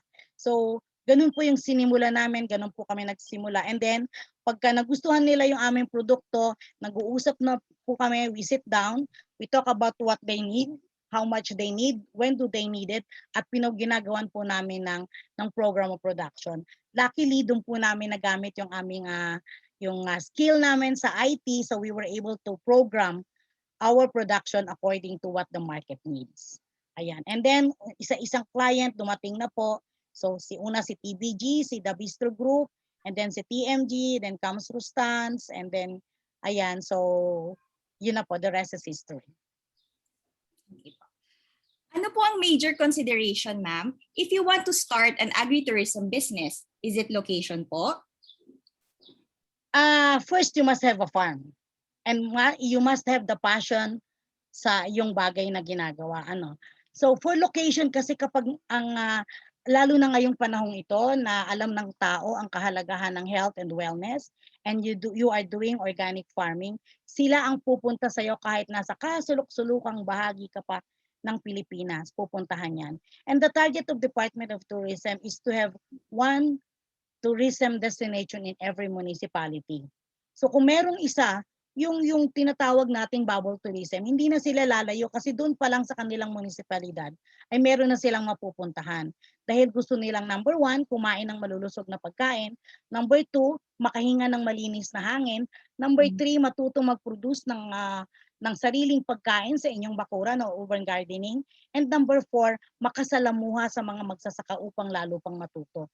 That's why farm tourism is really the way to go. During this pandemic, 8 sa 10 mga Pilipino ang gustong-gusto nang makalabas. And the first destination that they want to go are farm tourism destinations. Kaya po, sinasabi namin na kung kayo ay, may sinatawag tayong unique selling point. Kung kayo po ay may kaalaman sa pagsasaka at yun po ay willing yung i-share, kayo po ay pupuntahan ng mga bisita. Okay. From Miss Mary Maratas, can you please mention again the microorganism for vermiculture? Where can we buy them and how much po? We are using beneficial microorganisms coming from EM, Effective Microorganism 1. So it's a product of EMRO, Effective Microorganism Research Office, based in Japan. Pero meron po tayong local distributor dito, yung EMRO Philippines. You may contact Miss Rosalie. Later, I can give the contact number kay Ma'am Nolet or kay Ma'am Grace or kay Ma'am Aurora, Teresa, ayan. Ang tawag ko sa kanya, Ading. Ayan, I can give their contact details para dun po kayo umorder. Outside of the country naman, in Thailand, andyan po yung Emro Thailand, andyan po, so you can buy them there. Nasa Bangkok po yung kanilang main office. At yun ho yung sikretong hindi na sikreto ngayon. Yun ho kasi ang serve as our lifeline. Lahat po ng kilos namin in fermentation, sa paggawa ng feeds, sa paggawa ng fertilizer, ng concoction, lahat po yan ay may EM1. Or meron ng technology tinatawag dyan that can be extended to EMAS or Effective Microorganism Activated Solution. 1 liter of EM1 can produce 20 liters of EMAS. Magkano po ang presyo? It varies po kasi depende sa location. But kung di po ako nagkakamali, nag-range po yan from 700 to 800 pesos. Depende po sa location kasi may shipping cost pa po siya. Okay po. Another question po galing ulit kay Miss Mary Maratas. When we do compost or fertilizer using soil, siguro to, or land, what are the requirements for volume of the pit or quantity of vegetable peeling to be developed for fertilizer? Actually po yung urban gardening, so gawin nating medyo maliit ng micro. Meron kaming tinatawag na urban gardening or kitchen waste compost. Yung 20-liter pail, every time you cook, assuming you are producing 100 grams of biodegradable materials, gagamitan nyo lang po yan ng 1:1 or 100 grams din of bokashi. In this case, ang ginagamit po namin yung anaerobic bokashi. And then, isa-sandwich nyo lang po yon, bokashi, and then biodegradable, yung mga pinagbalatan ng mga gulay, balat ng itlog, ganon. And then, isa-sandwich nyo lang po dun sa tinatawag naming kitchen waste composter. So, you don't need to dig a pit. Kasi, although pwede siya, mas advanced yon, pero para mas simple po siya, kahit po yung timba lang, yung drum o yung planggana, pwede nyo pong paggawa ng compost pit po yan. Pwede nyo pong pag-fermenta ng compost, yung mga nabubulok na basura. Kahit po timba lang, pwede na po yun. Next question po, do you recommend po na kumuha ng agri-insurance? Dahil po tayo ay nakakaranas ng climate change, at napakahirap ng malaman kung tag-ulan ba o tag-init ba, I would suggest really to have an insurance. Kasi hindi natin malaman kung ano ang magiging damages if ever. Pag naka-insure ka po, ay meron kang peace of mind na whatever happens, kayo po ay merong sasandalan if ever. Para nang sa ganun, alam ko po kasi ang nararanasan ng ating mga magsasaka na sila po ay umuutang para mamuhunan sa pagtatanim, and then biglang bumagyo. Kung hindi po tayo naka-insure, medyo mangungutang na naman tayo sa mababaon tayo. Pero pag kayo po ay naka-insure, andyan naman po ang PCIC para tumulong po sa atin. Meron po tayong peace of mind. Kaya I would suggest po ng may insurance po talaga. Okay. Sige po. Next question po. Mahal po ba ang organic certification? Meron po tayong third-party certifying body dito sa Pilipinas. Ang alam ko po ay dalawa sila, OCCP and yung isa ay NICERT. Medyo pricey po siya at medyo technically challenging. But ang pagkakaalam ko po, meron na po tayong naipasang participatory guarantee system wherein accepted na po yan. Meron na pong batas sa tumatanggap ng participatory guarantee system wherein pwede nyo pong ibenta ang inyong produkto sa isang limited area. So community lang po muna, or let's say isang probinsya or isang region. But you have to be part of a PGS or meron kayong ICS na grupo para nang sa ganun po ay ma-guarantee na kayo po ay gumagamit ng isang organikong pamamaraan according to Philippine standard. Ayun po. So medyo pricey lang po talaga. Kung ang market po ninyo ay community lang, I suggest you go to PGS. But if you're going to export, ayan, kailangan na po natin ng third party certification. Sorry po sa background noise ko po. Pasensya na po. It's okay. From Miss Lenny Tim, paano po mag-uumpisa kung nasa ibang bansa po ako? Taga Zamboanga po ako kasi may opportunity po ba sa probinsya? Yes, lahat ng lugar na may kumakain, may opportunity po ang agrikultura. Sabi nga po ng aking anak, si Reden, at the age of 15, na gustong-gusto niya mag-aral ng agriculture. During that time, ako po ay against. Kasi sabi ko, ang gusto ko magpiloto siya. Kasi gusto kong bumiyahe ng libre. Sabi niya, alam mo mami, hanggat may taong kumakain, may pera sa agrikultura. So kahit nasa ang bahagi po kayo ng Pilipinas, meron pong pera. Merong magandang mabuting ibibigay ang pagtatanim kasi lahat po tayo ay nangangailangan kumain.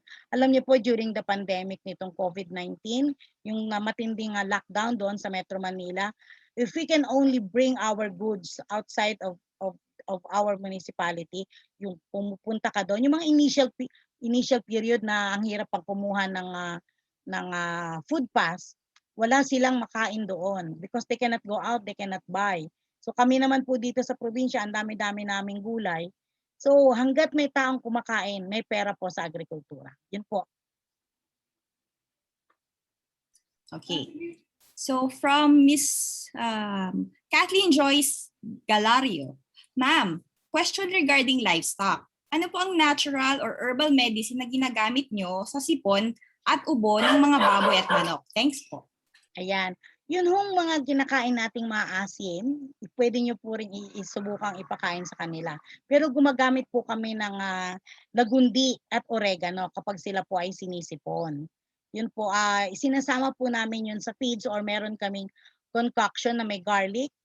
I think it's OHN.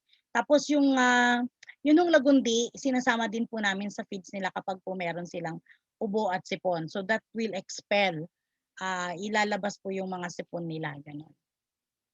Meron pong mga organic at mga mga gamot na biological para po sila ay gumaling sa ubo at sipon nila. Okay, may follow-up question po si Mr. Danilo Junicio. Tax-free po ba ang produkto ng organic farm? Lahat po naman ng agricultural produce ay tax-free.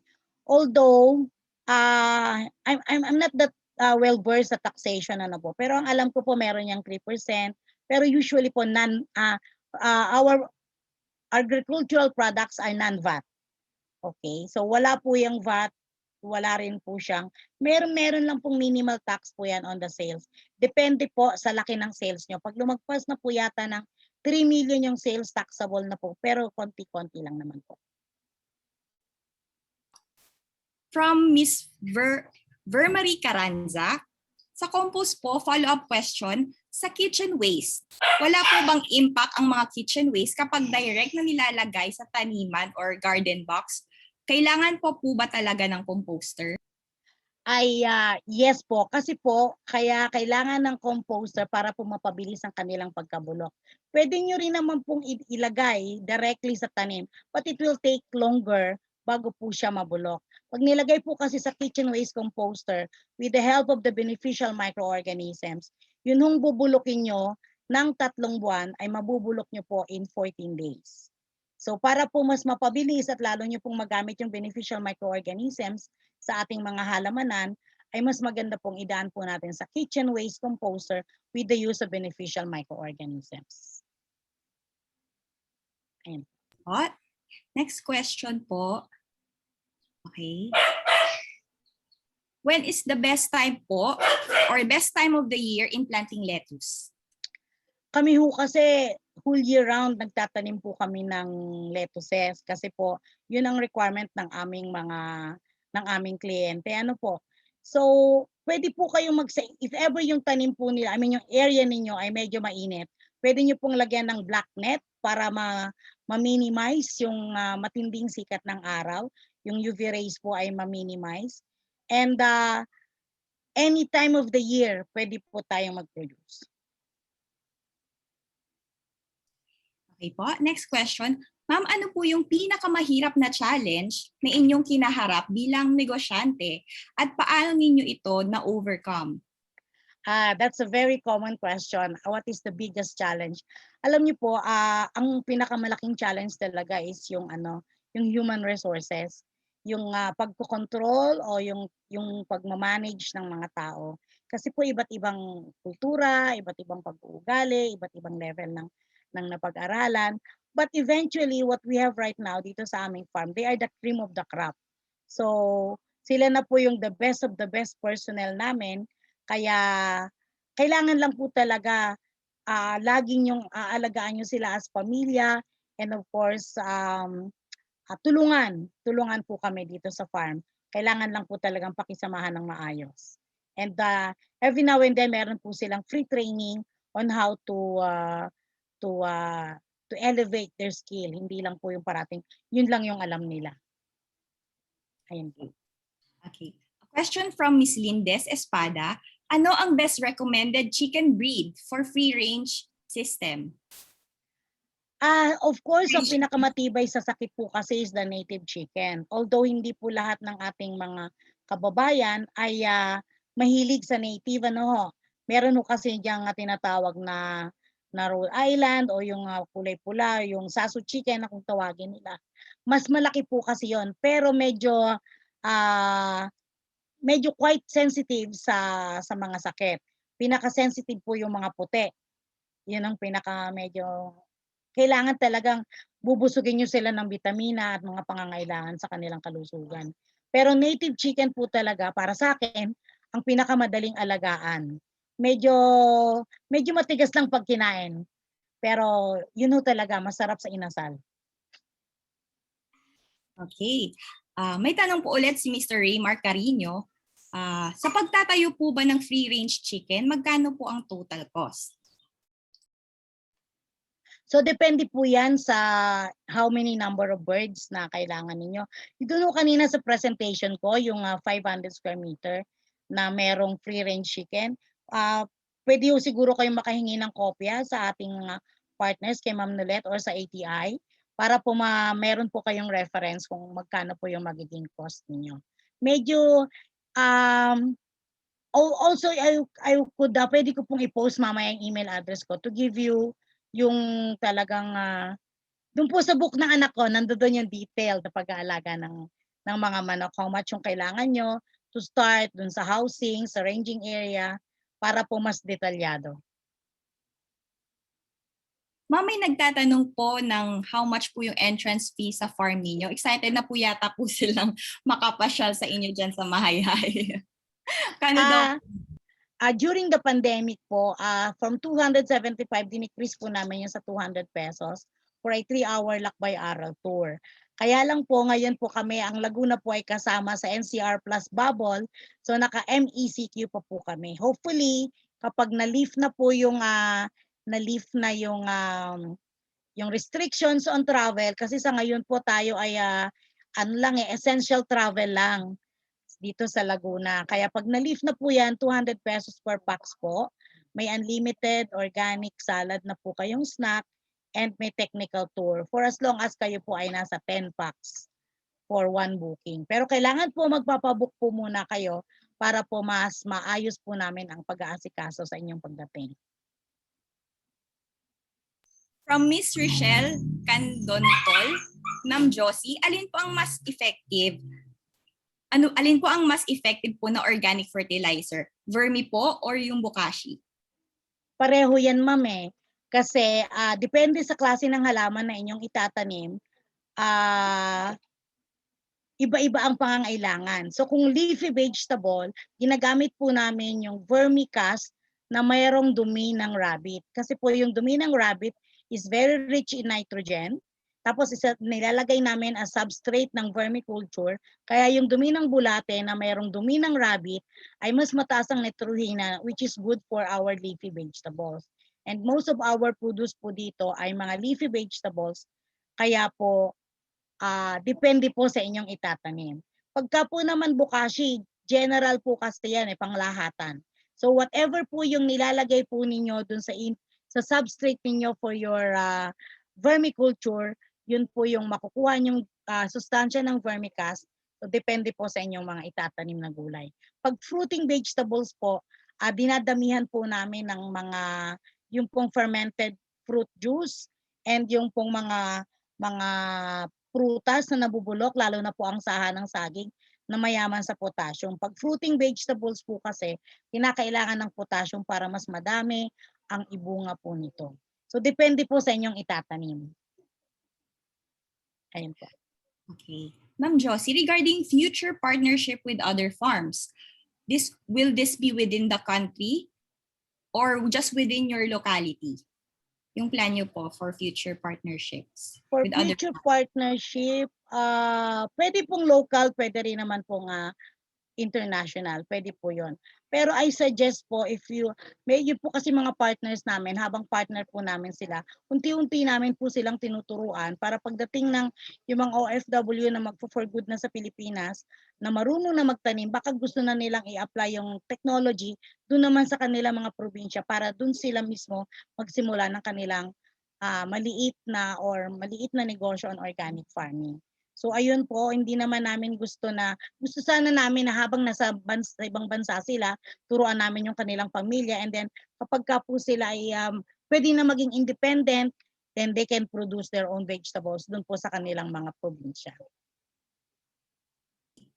Marami-rami pa po yata yung sumunod na mga tanong. But from Miss Richelle Candontol again, necessary po ba yung greenhouses para sa mga seedling or nursery? Magkano po ang mag-set po ng greenhouse? Okay. Napakagandang tanong.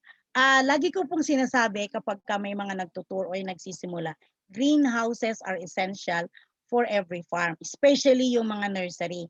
Parang yung ating mga anak, di ba pag isinilang yan, dinediretso natin sa nursery kasi kailangan siya ng tender loving care, extra care. Ang pagdidilig po niyan kailangan misting para hindi ma-disturb yung kanilang potting mix o yung seedling mix. And then kailangan hindi siya pupuntahan ng mga insekto, so naka-net po yan. And then pag sobrang init, meron ho yung UV treated na plastic and may net dun ho sa itaas para maalagaan. Ibang klase po ang pag-aalaga ng ating mga seedling. Kasi po pag ang seedling ay may sakit o mahina, pag inilabas po natin yan sa nursery, hindi po siya lalaking mas maganda. So kailangan sanggol pa lang po o seedling pa lang po ang ating mga halaman ay naaalagaan na po siya ng tama. Para pag nilabas siya, magkakaroon po siya ng magandang output or production. Ayan po. The amount, I think it's 100, if I'm not mistaken, kasi, I forgot teka lang. I think it's 185 pesos per square meter if I'm not mistaken. I will check. I will just, i-check ko na lang dito kung magkano yung per square meter. I just forgot the amount. Ayun po. Okay. Next question po from Mr. Jovil Velasquez. Ma'am, sa sobrang init po ng panahon, paano po maiiwasang magkaroon ng heat stroke ang mga rabbits ninyo? Salamat po. Ayan, good question again. Yung aming rabbitry po kasi, para maging dual po yung tawag dito, yung income from the rabbitry, yun yung bubong nila may halamang talong or kalabasa or upo. Para nang sa ganon, habang pinapalaki mo yung rabbit sa ibaba na may kulungan, may talong at okra o may talong, upo o na may gumagapang na halaman dun po sa itaas nila. So, may bubong na sila para para maiwasan ang heat stroke, may bunga ka pang hinihintay. Ganun din po 'yun sa aming manukan. Dual purpose po para makatipid tayo sa space at madoble po ang ating kita. Right, next question po from Mr. Carlo Danilo Divina Gracia. Pwede po bang fruit trees and free-range chicken combination in one lot? Yes, pwede po. Pero wag niyo po munang lalagyan ng manok pag maliliit pa po yung puno. Kailangan po yung mga puno nyo ay mga 1 or 2 years na hindi na matutuka ng mga manok yung dahon. Kasi po, yung mga manok natin, especially the free range, magaling huyang manuka ng mga maliliit na halaman. So pagka po medyo matigas na yung kanilang pinakapuno, like 2 to 3 years na po sila, pwede nyo na pong pakawalan o gawing free range area. Actually, doon po sa manukan namin may mga tanim po kaming mga guyabano. So, nung malaki na po yung guyabano, binakuran po namin yung isang area, doon po kami nag-aalaga ng free range chicken. So, habang hinihintay po namin mamunga yung guyabano, doon po sa ilalim may manukan naman. Okay po. Next question from Miss Violeta Magbanwa. Good day po, ma'am. Do you recommend planting string beans in pots? Kasi nag-try po ako dito sa Thailand. Then nilagyan ko ng bamboo sticks. But I am not sure if it will become productive. Pwede po. Yung urban gardening na tinuturo natin, kahit nga po yung PE, yung soft drinks bottle, pwede pong pagtamnan ng ng mga leafy vegetables. Yun nga hong aking beans nung nandoon po sa bahay namin sa syudad, na nakalagay lang po yun doon sa timbang butas. Nagtanim po kami doon ng ng mga fruiting vegetables na gumagapang. And then meron akong kaibigan sa Zambales, napakainit po doon. Ang ginawa po nila, nagtanim po sila ng pipino doon sa gilid ng hagdanan. Tapos nilagyan nila ng balag. So habang umakyat ka ng hagdan, namimitas ka ng pipino or ampalaya after ng na or beans. At the same time, naiiwasan yung sobrang init ng paligid habang umaakyat ka ng hagdan, hindi ka naiinitan, and meron kang gulay na inaabangan, pwede mong mapitas. And yun po ay nagsisikret na malinis na hangin or oxygen para mahinga. So may gulay ka na, may lilim ka pa, may malinis ka pang hangin. So kahit po sa timba, pwedeng-pwede po yan. Right, sige. Kahit po sa timba, pwedeng-pwede pong magtanim. Yes. Alright, from Mr. Angelino Arellano, pag may kambing, ma'am, what is the best organic mixture that you can give as feeds for your herd? Ay, ang kambing po ay lahat ho yata ay kinakain yan. Lalagyan nyo lang, kami po kasi naglalagay po kami ng molasses at saka po yung may tinatawag kami mga Madre de Agua, mga tricantera kapag sila po ay nagmi-milk, nagpapadede. So lahat po ay kinakain ng kambing. Kaya nga po, and kahit mainit, pwede po ang mga kambing natin, lalo na po yung native. So kahit po pwedeng ipakain sa kambing. Wag lang po, itatali nyo lang po at baka maubos yung inyong mga tanim. Ayun po. Ito. Again, sa rabbit po, from Miss Mayrelyn Ona, mabaho po ba talaga ang manure ng rabbit? Kasi baka po magreklamo yung aming mga kapitbahay pag ganun ang sinimulan ko. Actually po, may sikreto po dyan, pero hindi ko na po isa-sikreto. Yun pong kanilang inumin, lalagyan nyo po ng IMAS or effective microorganism. Para nang sa ganon ay hindi po bumaho ang kanilang ihi at ang kanilang dumi. Ganon din po ang ginagawa namin sa mga aso namin, sa mga pusa namin, kasi po nag-neutralize po yun ng bad bacteria. Kaya po yung kanilang pupo at yung kanilang wiwi ay hindi po malansa o masangsang. Kaya po pag nagpunta po kayo dito sa aming rabbitry ay wala pong amoy ang manok, ang baboy, and even yung aming rabbitry. Yes, ma'am. Very true po. Kitang-kita ko rin po, wala rin po halos langaw o walang kalangaw-langaw at all dun sa farm nila, ma'am. Kasi po yung beneficial microorganisms na nasa EM1 ay nag-neutralize po ng ammonia. Yung ammonia po ang nagkukos ng amoy. So pag na-neutralize na po niya yung bad bacteria na nagkukos ng ammonia, wala na pong baho. Pag wala pong baho, walang pupuntang langaw. Di po ba? So yun po yung dahilan kung bakit lifeline po namin ang beneficial microorganisms mula po sa EM1. Okay, yes. Alright. Ma'am, another question po. May gusto po yatang mag-put up po ng kanilang organic farm. Magkano po ang nagastos ninyo sa accreditation para maging certified organic farm? When we were starting po, parang kung hindi po ako nagkakamali, during that time, it's 60,000 pesos po, way back 2010. Lahat-lahat na po yun. Yun po, so 60,000 pesos for a 5-hectare farm po. Producing livestock, may babuyan po kami, manok at saka po gulay. Pero ngayon po, because of the PGS, para po maiwasan ng ganong kalaking halaga ng gastos, mas makakatipid po kayo. I think it's only 5,000 pesos for all commodities na po yun. Basta PGS. Next question po from Mr.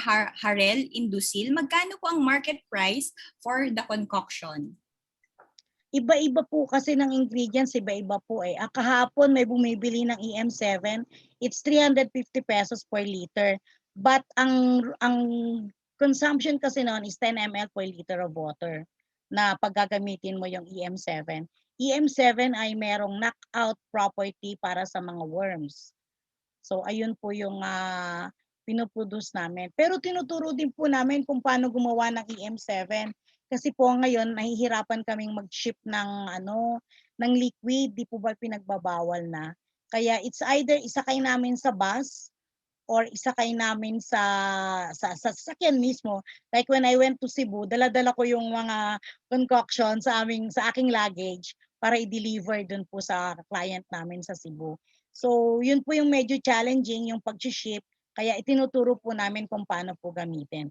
You can follow my son sa YouTube, yung vlog po niya, The Agrilenial, sa YouTube channel. And andun po, napaka-generous ng anak ko na ituro lahat ng kanyang, ng aming proseso dito sa farm. At sabi ko nga po sa inyo, yan po ay pangarap ng kanyang ama na sumulat ng aklat. Pangarap ng kanyang ama na gumawa ng YouTube channel at naisakatuparan po yon ng aking anak na si Rede na the Agrilenia. Punta lang po kayo doon, libreng-libre po. Hindi na po kayo kahit po hindi na kayo umattend ng webinar or seminars, it's all there. Opo, ma'am. May sabi po interested po siya sa book. Contact na lang po kayo or bibigay po namin information po for the book of Mr. Reden Costales. Yes Okay, po. question. I have a mango farm. Sabi po ni Mr. Raul Gaviola, I have a mango farm in a 4.6 hectares of land. What do you suggest to be planted and would that interfere with the mango trees?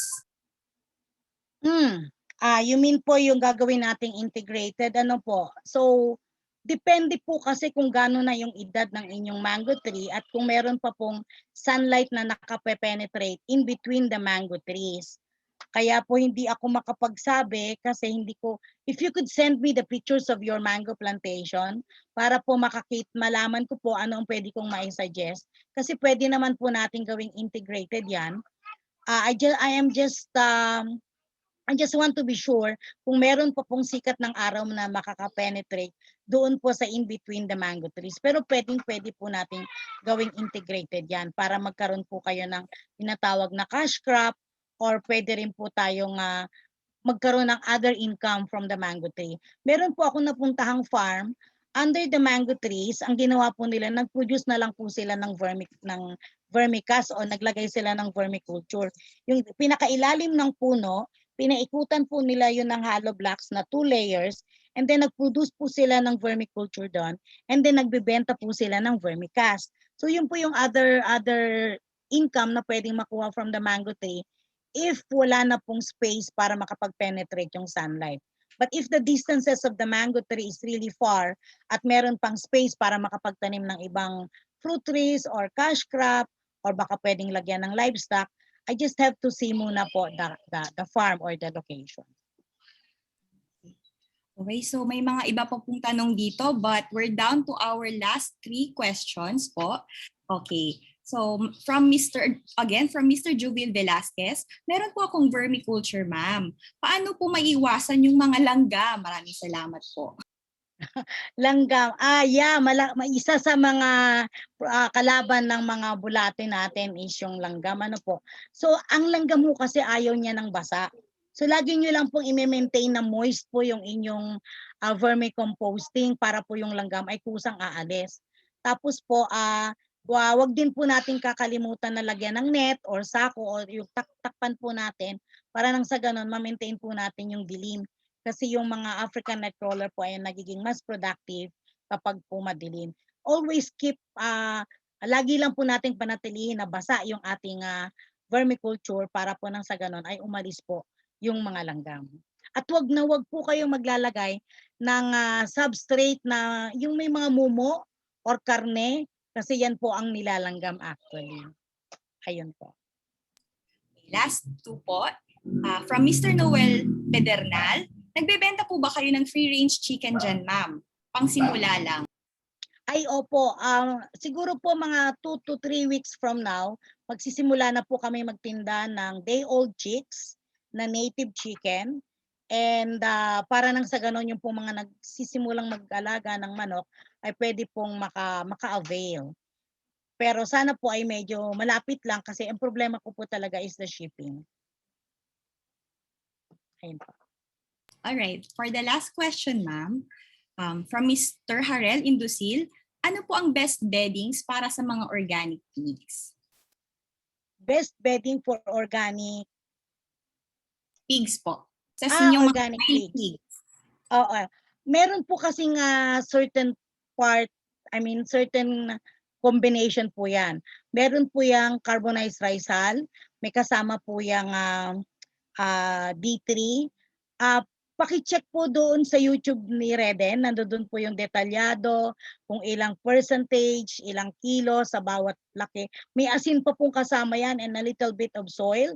And of course, hindi po mawawala dyan yung effective microorganism activated solution for every layer of beddings for our piggery para po hindi maging mabaho.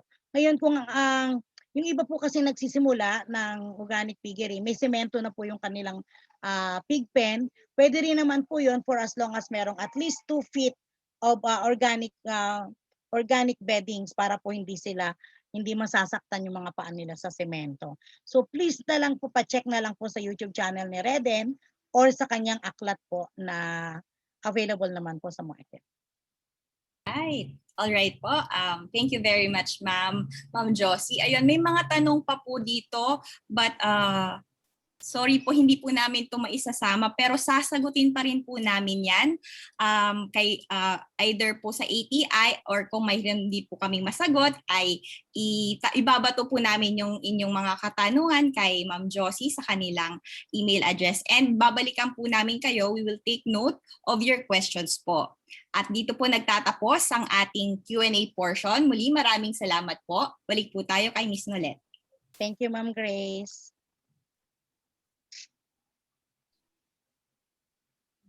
Thank you very much, Grace, for facilitating our Q&A. Grabe, sobra pong daming question na pumasok. I think everybody wants to take this golden opportunity to learn from you. Kasi nakita po talaga ng lahat, you're very much willing to share what you know. So, maraming salamat po, ma'am. But, ma'am, lulubos-lubusin na po namin. Sige so, po. opo, magre-request lang po sana kami, any parang parting statement, tips, or advice for our participants po on agripreneurship, agribusiness, farm tourism, kayo po. Ayan po. So, ito pong pandemyang nangyari sa atin ay napakalaking challenge sa ating kabuhayan na nakaapekto ng gusto sa ating ekonomiya, higit sa ating pamilya. Huwag ho kayong panghihinaan ng loob dahil hanggat may taong kumakain, may pera po sa agrikultura, lalo na po kung may kasamang agritourism and yung pong tinatawag naming farm business school. Yun po yung advocacy ng aking mahal na asawang si Inoong Ronald Costales. So, laban lang po. Tanim po tayo, tanim, sabi po ni Manong Secretary William Dar, plant. May pag-asa po tayo po ay magtanim, mag-produce ng sariling pagkain, at wag po kayong susuko, at may pag-asa po tayo hanggang tayo po ay nabubuhay. Kapit lang po, dasal, sipag at tiyaga. Yun lang po, at maraming salamat of course sa OSAR, kay Ma'am Nolet, sa ATI, and of course dito po sa ating mga dapat salduhang bayani ng ating bansa, ang ating mga OFW dito po sa Pilipinas at sa ibang bahagi po ng mundo. Maraming salamat po for having me. And sa po ng aking pamilya, kami po ay nagpapasalamat at sana po ay makaahon na po tayo after nitong pandemic. Yun lang po at maraming salamat. God bless you all.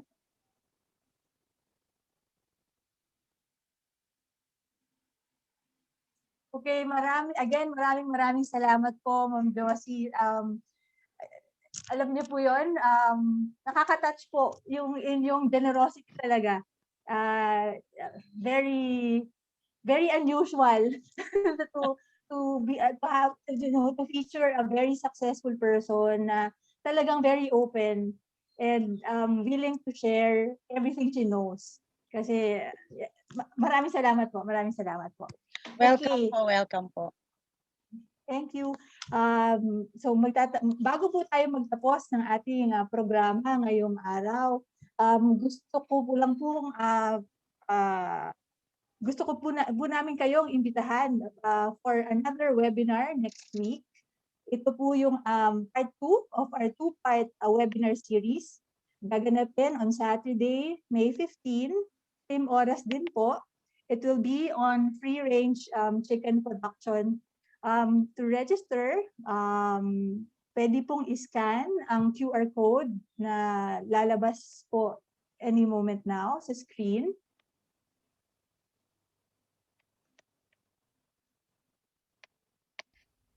Okay. So our guest speaker will be Dr. Maria Asuncion Beltran. She's the Vice President for Research, Training, and Extension ng Tarlac Agricultural University. Again, ang topic po ay Practical Free-Range Chicken Production.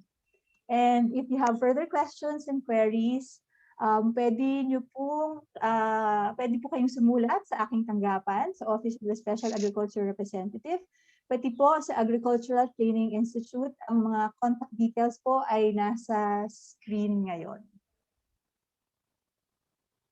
Okay.